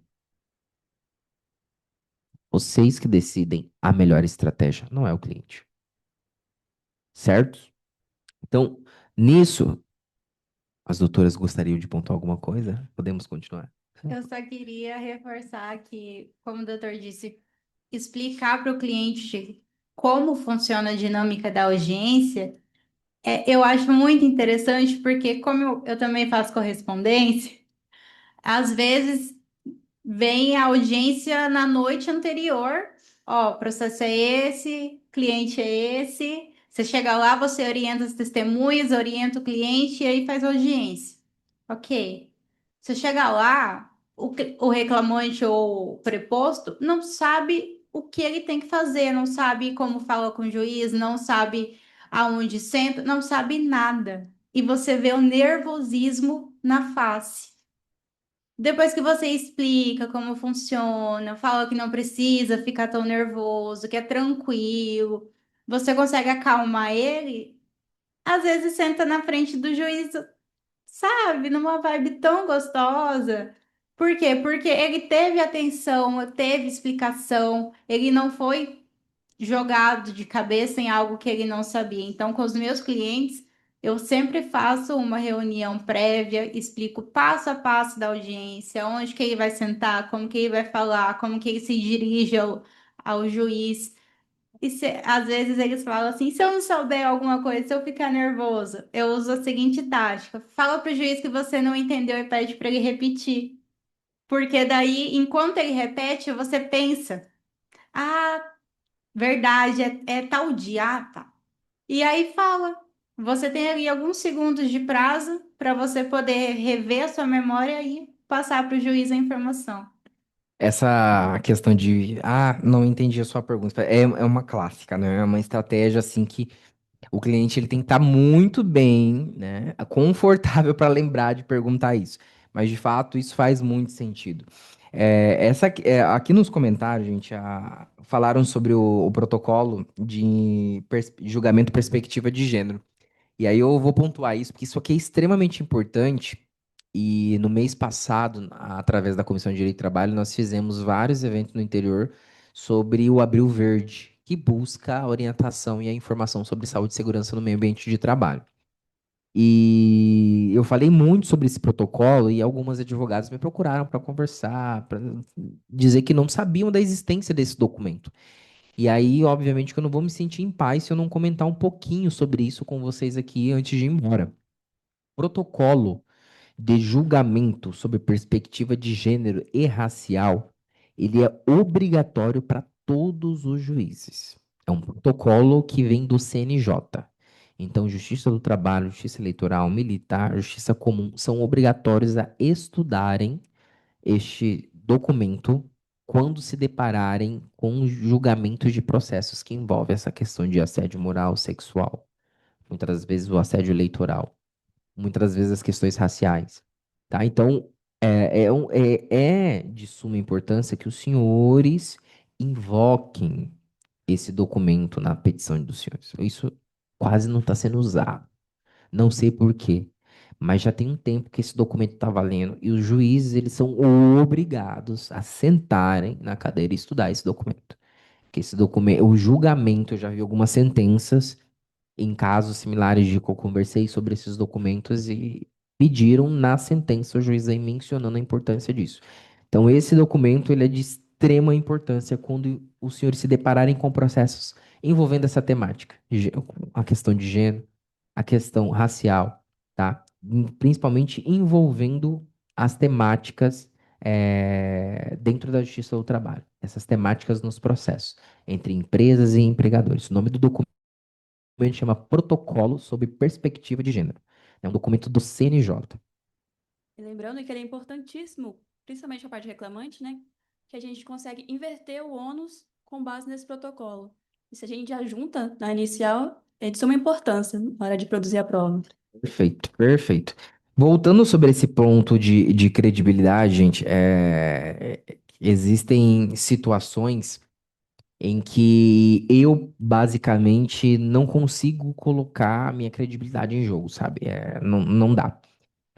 Eu já escutei de várias vezes de clientes empregadores. Doutor, o que puder tirar, tira. Não é assim. Não é assim que funciona. Muitas das vezes o advogado se encontra nessa questão de insegurança, e aí eu acho que existe uma diferença muito grande, um limite muito grande. Porque eu lembro muito bem quando eu comecei na Justiça do Trabalho. Tem juízes que hoje, quando eu fiz audiência lá em 2019, que eles nem estão mais aqui no Mato Grosso. Carga é federal, pode pedir remoção para qualquer outro estado, enfim. Mas eu lembro até hoje quando a doutora mencionou que é diligente e eu estava nessa figura naquela época e representava uma empresa que tinha muitos processos. O escritório de fora na pandemia fechou, nem terminou de me pagar, enfim, eu também nunca fui atrás, era um valor muito irrisório. Era uma época assim, né, que me ligava, audiência R$ 200, eu tava lá, né? Tava lá. Se hoje os senhores forem me contratar para audiência de R$ 200, não me liga, que eu não vou atender, né? Enfim, a gente muda, né? Ganha consciência, o patamar sobe. Eu gosto de falar isso porque, né, enfim, era a maneira. Não julgo isso quem faz. Obviamente que isso prejudica o mercado da advocacia, mas eu acredito, né, que não é o meu lugar de julgar a realidade das pessoas. E aí nisso o juiz olhava pra minha cara assim, sabe aquela carinha do gato do Shrek? Era praticamente o que eu fazia, né? E eu ali naquela figura importantíssima, mas eu nunca deixei de estudar, nunca deixei de ter a técnica, de buscar a técnica, sabe? E é muito constrangedor quando a gente lida com advogados que, de alguma forma, eles querem a todo custo movimentar discussões que não cabem ao caso, sabe? Que não cabem. E aí, honestamente, assim, e particularmente, eu me sinto muito orgulhoso do meu comportamento naquela época, porque hoje eu me vi numa situação muito parecida. A gente estava eu fechei um contrato com uma cliente, mora num condomínio, pipipi, popopó. E aí a empregada doméstica era cuidadora de idoso, do irmão com deficiência de locomoção, né, com necessidades especiais. E aí nisso, é, ela foi processada por causa de 4 meses de contrato de trabalho. E aí, 4 meses de contrato de trabalho, 150 mil o valor da causa. Você já sabe que alguma coisa de errado aí tem, né? Eu falei, ok, gente do céu, o que que ela tá pedindo, né? Além de cesta básica, uma casa nova, né? Mas nisso, tecnicamente, eu avaliando e tudo mais, etc. E ela é uma pessoa da Justiça Estadual, oficial de justiça. Então, ela tem acesso ao PJE, acesso, e descobriu que a pessoa que ela está processando ela, né, a cuidadora de idosos, deixou na calada da noite o imóvel que morava e estava devendo aluguéis, estava sendo executada na justiça, né, no processo civil, sobre aluguéis atrasados. E aí ela, tipo, contestação já apresentada, conciliação já realizada, audiência de instrução marcada.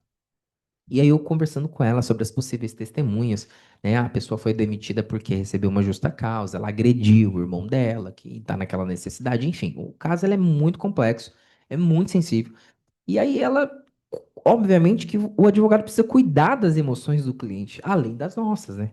A doutora falando sobre esse comparativo. Mas a gente tem que cuidar das emoções do cliente. E nisso ela, doutor, o senhor formulou as perguntas para a testemunha. Eu quero que o senhor pergunta para ela, eu já peticiono agora no processo, para ela apresentar o novo endereço dela, porque não é mais o novo endereço que ela apresentou no protocolo da inicial. Descobri aqui um processo que ela está devendo, e está sendo executada, e além de tudo, eu quero ajudar a locatária. Ou a locadora. Eu falei, ela tá pedindo a sua ajuda? Tá. Sabe? Então, assim, são necessidades que não existem. Sabe? Por uma troca de endereço dentro da dimensão do valor da causa, que é insignificante. Insignificante. O que eu poderia, no máximo, era apertar, tumultuar um processo dizendo que ela queria ganhar o valor porque estava com aluguéis em atraso. Tudo bem, mas, sabe, o que me chamou a atenção, o fato, sabe, aquele sentimento que era ajudar a locadora do imóvel. Caraca, meu, seu irmão foi agredido. Você tem outras coisas para se preocupar. Vamos mover um processo criminal, papapá, papapá. Eu já direcionando para os parceiros que fazem criminal, fomentando, né? Sabe? Então, são situações que muitas das vezes o advogado tem medo de falar para o cliente, sabe? Com medo de perder. E eu acho que é aí que mora pelo menos o diferencial dos colegas que eu troco ideia e do meu diferencial. Que muitas das vezes você ser pago para falar aquilo que o cliente não quer ouvir. Se de qualquer forma o resultado não for o esperado, for uma improcedência, ele não quer ouvir. Por que eu não antecipar outros tipos de informação no mesmo sentido? Para mim não faz sentido. Então, esse equilíbrio que a gente fala dentro dessa postura que o advogado tem que ter, não só dentro da audiência, mas no relacionamento com o cliente, faz muita diferença. Porque todas as vezes que eu finalizei uma prestação de serviço e precisou de uma outra contratação, ela sempre voltou. E cá entre nós aqui falando de prospecção, o melhor cliente que existe é aquele que um dia você já realizou um serviço e ele está voltando. Sabe? Você não precisou prospectar um outro novo, que dá mais trabalho ainda. Sabe? Então, cuidado que a gente já tem muitas das vezes, a gana de crescer a carteira e tudo mais, a gente esquece dessa, sabe, de cuidado com o que a gente já tem. Então, nisso, eu acredito, né, que essa honestidade de dizer tá dentro da honestidade intelectual que a gente precisa ter. Na academia, os estudiosos de mestrado e doutorado falam muito disso, né, da honestidade intelectual. Valorizem o tempo dos senhores. Valorize. Eu volto a dizer, o cliente precisa entender que atendimento, análise de documento, conversar com testemunha, reunião de alinhamento, é tempo, é trabalho. O seu trabalho começa no atendimento. E se no decorrer de tudo isso, ao final, construindo a petição inicial, os senhores entenderem que aquele processo não faz sentido, não tenham medo de renunciar à procuração. Não tenham medo. Que eu já me deparei em muitas situações como essa. Muito. Mas, doutor, o senhor falou uma coisa, agora é outra. Eu falei, bem, sim, mas cá entre nós, você também falou coisa que não era aquilo. Quantas e quantas vezes? Eu já cheguei numa situação que o cliente me liga e fala assim: ah, ela tá me processando, que não sei o quê, pedindo a medida protetiva. Era um cliente que eu já tinha feito um acordo muito legal para ele num processo de acidente de trabalho.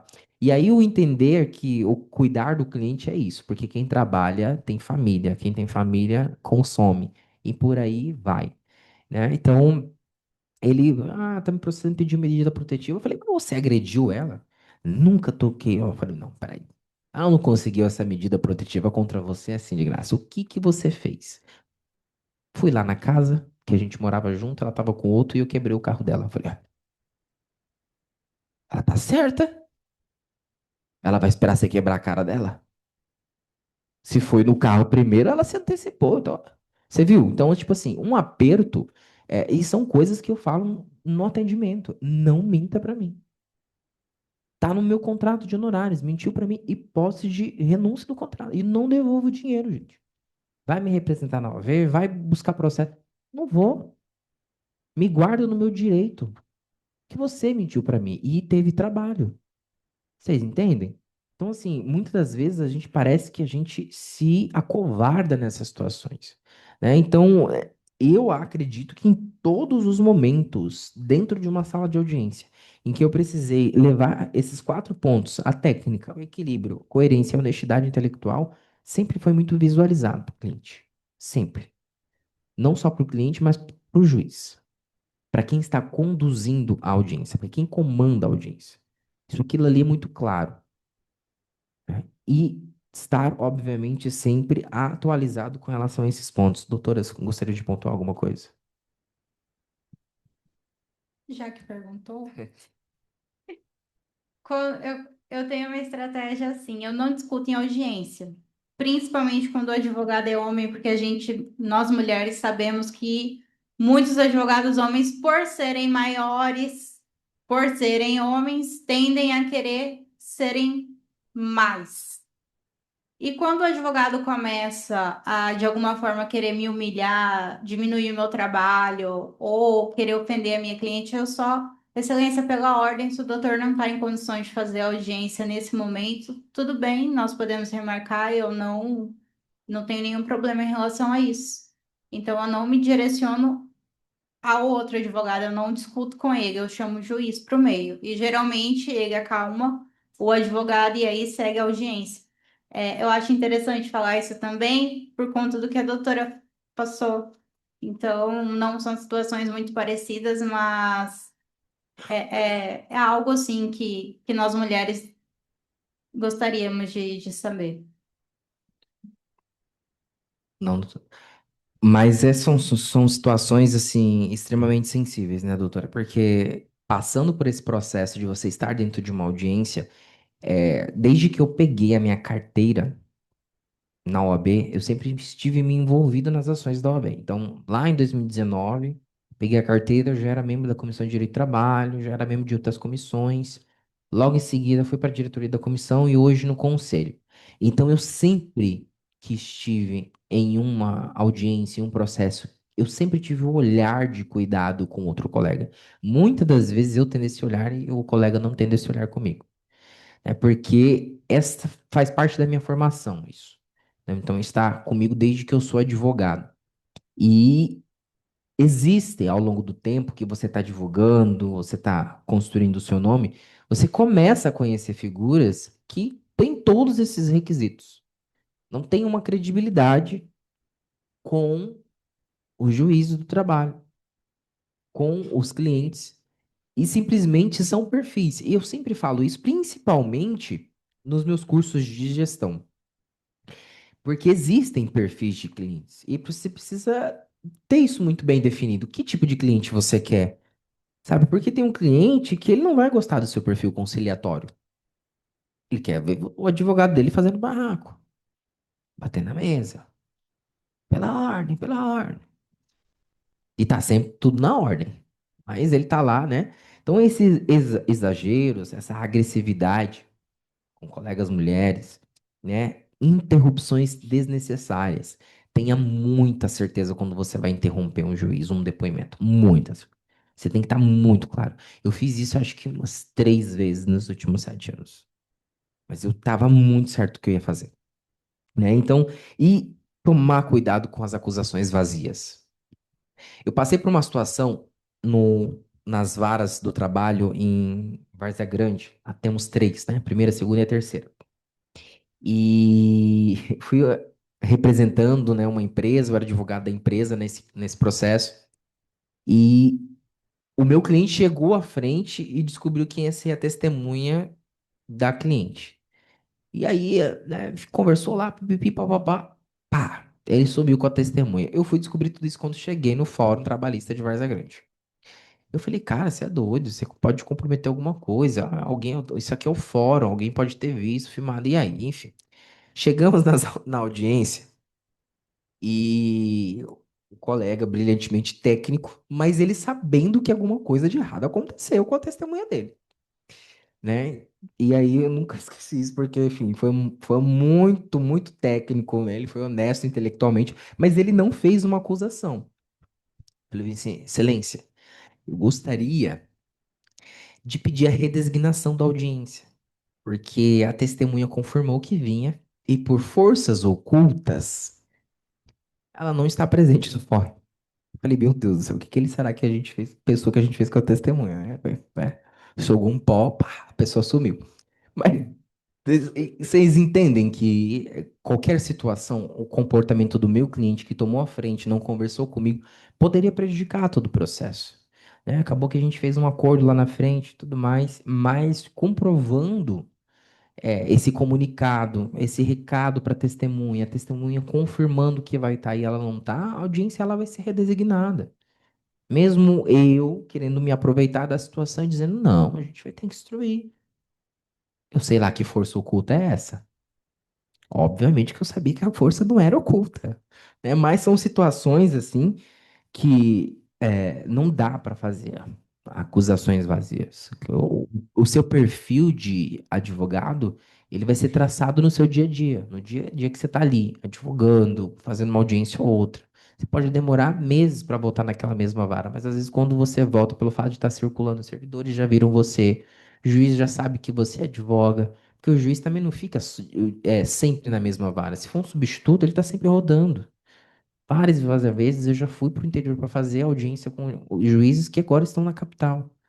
Então, assim, uma hora seu caminho ele vai voltar a cruzar. E aí sim, dispor, isso é muito ruim. Não estou dizendo que os senhores vão deixar de pontuar situações de erro. Não é se acovardar, é muito pelo contrário, é não passar por situação de descrédito, que aí eu acho que não vale a pena, né? Nisso, a gente avançando, eu já estou praticamente encerrando, viu, gente? Caso os senhores tenham perguntas, eu acho que está todo mundo muito tranquilo, né, gente? Por favor, por favor. Eu não vou narrar porque foi um fato que ocorreu. A empresa, né, na presencial, não conseguimos as provas concretas. O juiz determinou que o perito fosse até a empresa e fizesse a perícia de tudo que estava sendo questionado ali. E eu fui designado para acompanhar o perito do início ao fim, em toda a trajetória dele na empresa. Após término, ele me chamou e falou: Olha, realmente nós conseguimos comprovar que o local, vamos colocar assim, seja insalubre, certo? Barulho, ruído, tudo que tem aqui está acima do permitido em lei. Aí eu voltei para a empresa, apresentei para o meu superior, falei: Olha, realmente foi comprovado, então a prova está mais do que ganha e a gente não tem por que se preocupar. Tranquilo. Teve o dia da audiência, nós voltamos para a sala. E, para minha surpresa maior, o juiz olha para nós e diz: infelizmente, a prova não é concreta. Resumindo, o empregado não faz jus. Eu, como sou um pouco nervosinho, fora do normal, levantei e falei: Excelência, por quê? Eu estava presente, testemunhei tudo mais. Aí ele me respondeu: O senhor quer dizer que o meu perito é mentiroso? Aí eu pensei assim umas 10 vezes. Falei, se eu falar a verdade, posso sair algemado. Ou a minha credibilidade vai toda para o espaço. Quem sou eu, uma pessoa comum, para dizer que tal pessoa fez errado? E nessa hora eu me senti muito mal. Por quê? A verdade veio à tona, estava toda ali, eu sabia de toda a verdade, mas eu olhava e me congelei, fiquei parado, intacto, coisa que eu nunca fiz na minha vida. Mas naquele momento eu falei, dependendo do que eu falar aqui, em vez de melhorar, vai complicar. E aí eu vou ter que provar, e provar para o lado de lá não é tão fácil. Vai ser eu contra a outra parte. Então ficou uma situação assim que eu fiquei muitos anos com aquilo na cabeça, carregando aquela culpa por aquele momento, eu não ter reagido, não ter tomado frente e ter colocado aquilo e salvo uma situação que era verdadeira. Mas, por outro lado, eu estava lidando com pessoas que não saberia o que poderia me acontecer depois. Perfeito. Em qualquer situação que a gente precisa reagir, até isso a gente precisa pensar em pouco tempo, né? Exato. Porque eu costumo dizer, inclusive para os meus alunos, no direito, na vivência da advocacia, até para reclamar existe um jeito, né? Então a gente tem que saber fazer isso, a gente tem que ser estratégico com relação à postura, à preparação. O segredo de tudo, gente, é se preparar, é saber seus pontos fracos. Eu não tô falando pontos fracos pessoais, profissionais, tô falando pontos fracos do jogo, do processo, daquilo que você tá brigando, que você tá defendendo. Porque nem sempre o direito é muito claro.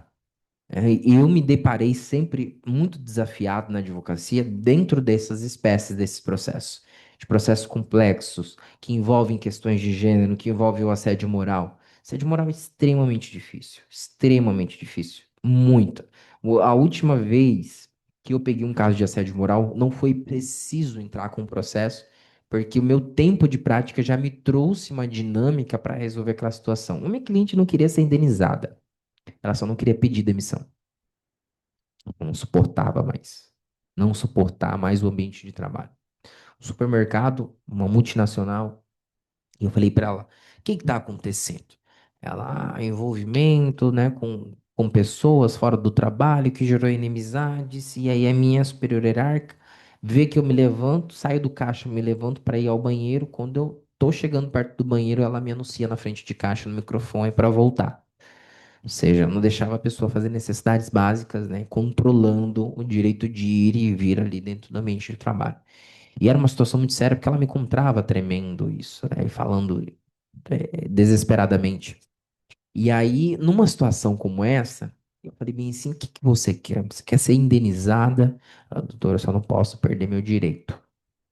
Não adianta, eu não quero sair da empresa só com meu saldo de salário. Então tá bom, é o seguinte, essa empresa, ela tem um canal de denúncias. Você vai fazer a denúncia de tudo que está acontecendo de forma anônima. Eles vão saber que é você. Eles vão. Mas você vai fazer de forma anônima. No que você fazer de forma anônima, você vai ser chamada no RH. E lá a gente vai saber se essa sua atitude, a gente vai precisar entrar com um processo ou não. Aí, foi dito e feito. Ju- Dentro de um espaço de uma semana. Ela fez a denúncia no canal de denúncias. No outro dia, foi requisitado no RH. Teve uma reunião, aplicaram a demissão. Demissão sem justa causa, com todos os direitos. Liberação da FGTS, pagamento de multa. Falou: doutor, consegui. Não preciso de mais nada. Falei: ótimo, atingimos o objetivo. Você queria ser demitido. E aí passei, obviamente, né, os valores que ela precisava me pagar em 10 dias quando recebesse a rescisão. Ela achou que não precisava pagar nada. Oh, quem está sendo assediado sou eu. Como assim? Você veio aqui, nome, CPF, assinou o contrato e não acho que. Falei assim: ah, tá bom, doutor. Eu pago. Pelo alívio que o senhor me deu. Eu falei: isso para não piorar o seu seguro-desemprego, hein? Toma cuidado. Contrato de honorários, né? É execução direta, né? Não tem discussão probatória. Mas, falando isso, é muito interessante porque existem perfis e perfis. E eu falo isso para todas as pessoas que estão começando ou querem advogar. Existe um espaço na advocacia esperando pelo perfil dos senhores. Perfil técnico, posturado e que seja muito claro o que você defenda. Seja trabalhador, seja empregador, seja advogado trabalhista. Eu nunca me coloquei no lugar de, sou só advogado patronal, advogado só de reclamante. Sou advogado trabalhista. Eu escolho a causa. Isso é o meu lugar hoje. Hoje, eu escolho a causa trabalhista que eu quero advogar. Então, nisso, essa postura profissional, ela faz diferença. Porque qualquer ambiente que os senhores estejam, as pessoas, elas vão olhar isso. Isso é latente. Doutora, alguma pontuação? Alguma pontuação? Não, eu só lembrei agora o que você disse no início. Por que que deixam o Ian pro final? Brilhante. Ah, obrigado. Gente, com isso, eu encerro a minha participação no Formação em Foco. Agradeço aos senhores que estiveram aqui os 3 dias. Eu queria ter participado dos outros dias para prestigiar meus colegas, mas é sala de aula, é escritório, eu desenvolvo outras atividades além. E fora que toda vez que começa uma segunda-feira, tem uns 20 processos no conselho, na Câmara, de novos advogados, de pessoas pedindo para sair, pedindo para entrar, enfim. Para mim é sempre uma honra estar conversando com os senhores, principalmente sobre a prática do meu dia a dia. Não vim aqui para falar com os senhores sobre o que a lei diz, o que a CLT diz, mas pelo contrário, dividir essa experiência de formação, daquilo que de fato já aconteceu comigo. E assim como a doutora Rebeca, né, tá aí acompanhada do seu companheiro, eu também estou com o meu arquiteto ali que não sabe o que que ele está fazendo aqui. Se ele perguntar para mim o que é CLT, faz muito sentido, porque, né, é um mundo completamente diferente. Então, de coração aberto, para mim é sempre uma honra fa- chegar aos 7 anos de advocacia, né? E eu sempre falo, principalmente quem está começando. A lei diz que você é jovem advogado nos seus 5 primeiros anos, que é uma maravilha, né? Eventos da COJAD, fotos, bebedeira, happy hour, eu não poderia nem sei se eu poderia estar falando, mas desconto na anuidade, papapá. Passou esse tempo, meu filho, a lei está dizendo para você, e aí? Se deu certo ou não deu certo? Porque agora tudo é mais caro, né? Então, mas para mim é uma honra, porque hoje a minha principal atividade, né, é a advocacia. Porque se eu fosse viver só de dar aula nesse país, eu tava um pouquinho complicado. Mas a docência e estar aqui conversando com os senhores, eu estava atento ao horário todo momento, né? Porque o Alexandre já me contou dos palestrantes anteriores, mas eu sou muito direto, muito direto. Então eu me coloco à disposição para conversar sempre. Mande áudio, mande vídeo, mande um direct que eu estou lá à disposição para a gente trocar experiência, conversar sobre advocacia trabalhista, porque faz parte da minha vida desde que eu me tornei advogado. Eu sou advogado trabalhista por escolha. Eu sou advogado por escolha. Ah, a advocacia que me escolheu. Não, eu escolhi. E escolho todos os dias advogar. Que antes de advogar para qualquer cliente que assine minha procuração, eu precisei aprender a me defender na vida. Eu acho que é a maior dádiva que eu tive até hoje para poder desenvolver o meu trabalho muito bem como eu faço. Então, não sou uma unanimidade, ainda bem, né? Então, existem inúmeros profissionais, sempre falo, olha, não gostou, essas são as minhas regras. Pode sair que se eu quiser, eu mando indicação de outros 10 colegas que fazem o mesmo trabalho que eu. Mas não se prendam a paradigmas, a estereótipos, né? A nossa advocacia, desde que nós defendemos as prerrogativas que são os nossos direitos, a gente vai construir muitas coisas juntos, conquistar juntos, né? E eu sempre falo dessa força do coletivo. Então, mais uma vez, obrigado, Alexandre, por conduzir. Eu acho que está aqui os 3 dias, né? Eu acho que foi o premiado da vez. Mas esse trabalho não é fácil. Estar desenvolvendo um trabalho institucional sem nada para receber, sem nada, não tem um salário. É muito difícil, porque muitas vezes a gente deixa o escritório para trás, muitas vezes eu caí na estrada deixando o cliente tudo na mão de parceiros para poder estar servindo a advocacia. Então, mais uma vez, muito obrigado mesmo. Obrigado.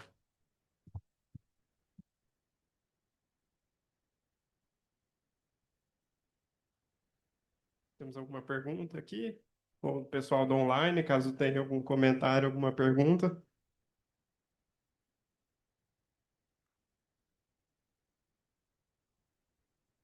Bom, então vou encerrando essa noite. Agradeço ao professor Ian, a doutora Rebeca, a doutora Lorena. E eu já estou deixando aqui o QR Code para vocês entrarem nesse grupo. Nesse grupo eu só vou compartilhar os materiais e alguns links interessantes para participarem das comissões. E pessoal do online, o link foi enviado no chat. Professor, eu iniciei esse curso dizendo que na ansiedade da jovem advocacia, nós sempre nos perguntamos qual ramo nós devemos seguir, mas que nem sempre somos nós que escolhemos o ramo e o ramo que acaba nos escolhendo por uma oportunidade, por uma circunstância. E ao abrir a edição do Formação em Foco, eu disse que eu tinha a convicção, por conhecer os palestrantes, por conhecer o projeto, dedicação tanto da COJAD quanto da Comissão de Direito do Trabalho, que esse curso poderia ser uma dessas circunstâncias, uma dessas oportunidades, e ao final eu tenho certeza que muitos sairão daqui para trilhar o caminho trabalhista por conta dessas 3 noites, dessas 3 aulas que nós tivemos. E como o doutor mencionou, essa visão prática, essa visão do dia a dia, a gente não encontra numa doutrina, a gente não encontra até mesmo numa pós-graduação que vai ensinar tese, que vai ensinar jurisprudência, mas esse comentário, essa experiência numa audiência, realmente para nós jovens advogados, assim, é uma contribuição que não tem valor. E por isso eu reitero aqui meus agradecimentos ao doutor, à doutora Rebeca, à doutora Lorena, a todos os palestrantes e mediadores, e agradeço também a toda a Comissão de Direito do Trabalho, que comprou esse projeto junto com a COJAD para, nesse mês do trabalho, viabilizar mais uma edição do Formação em Foco. Agradeço também a todos que participaram aqui presencial e online e convido a todos que ingressem na Comissão da Jovem Advocacia, os que não forem membros, para participar de todos os nossos projetos. Também participem das comissões temáticas da Comissão de Direito do Trabalho, que essas discussões que a gente tem aqui são discussões mensais em todas as reuniões das comissões e a participação no sistema da ordem é sempre muito relevante. E com isso eu encerro essa quarta edição do curso de Formação em Foco Práticas Trabalhistas. Muito obrigado.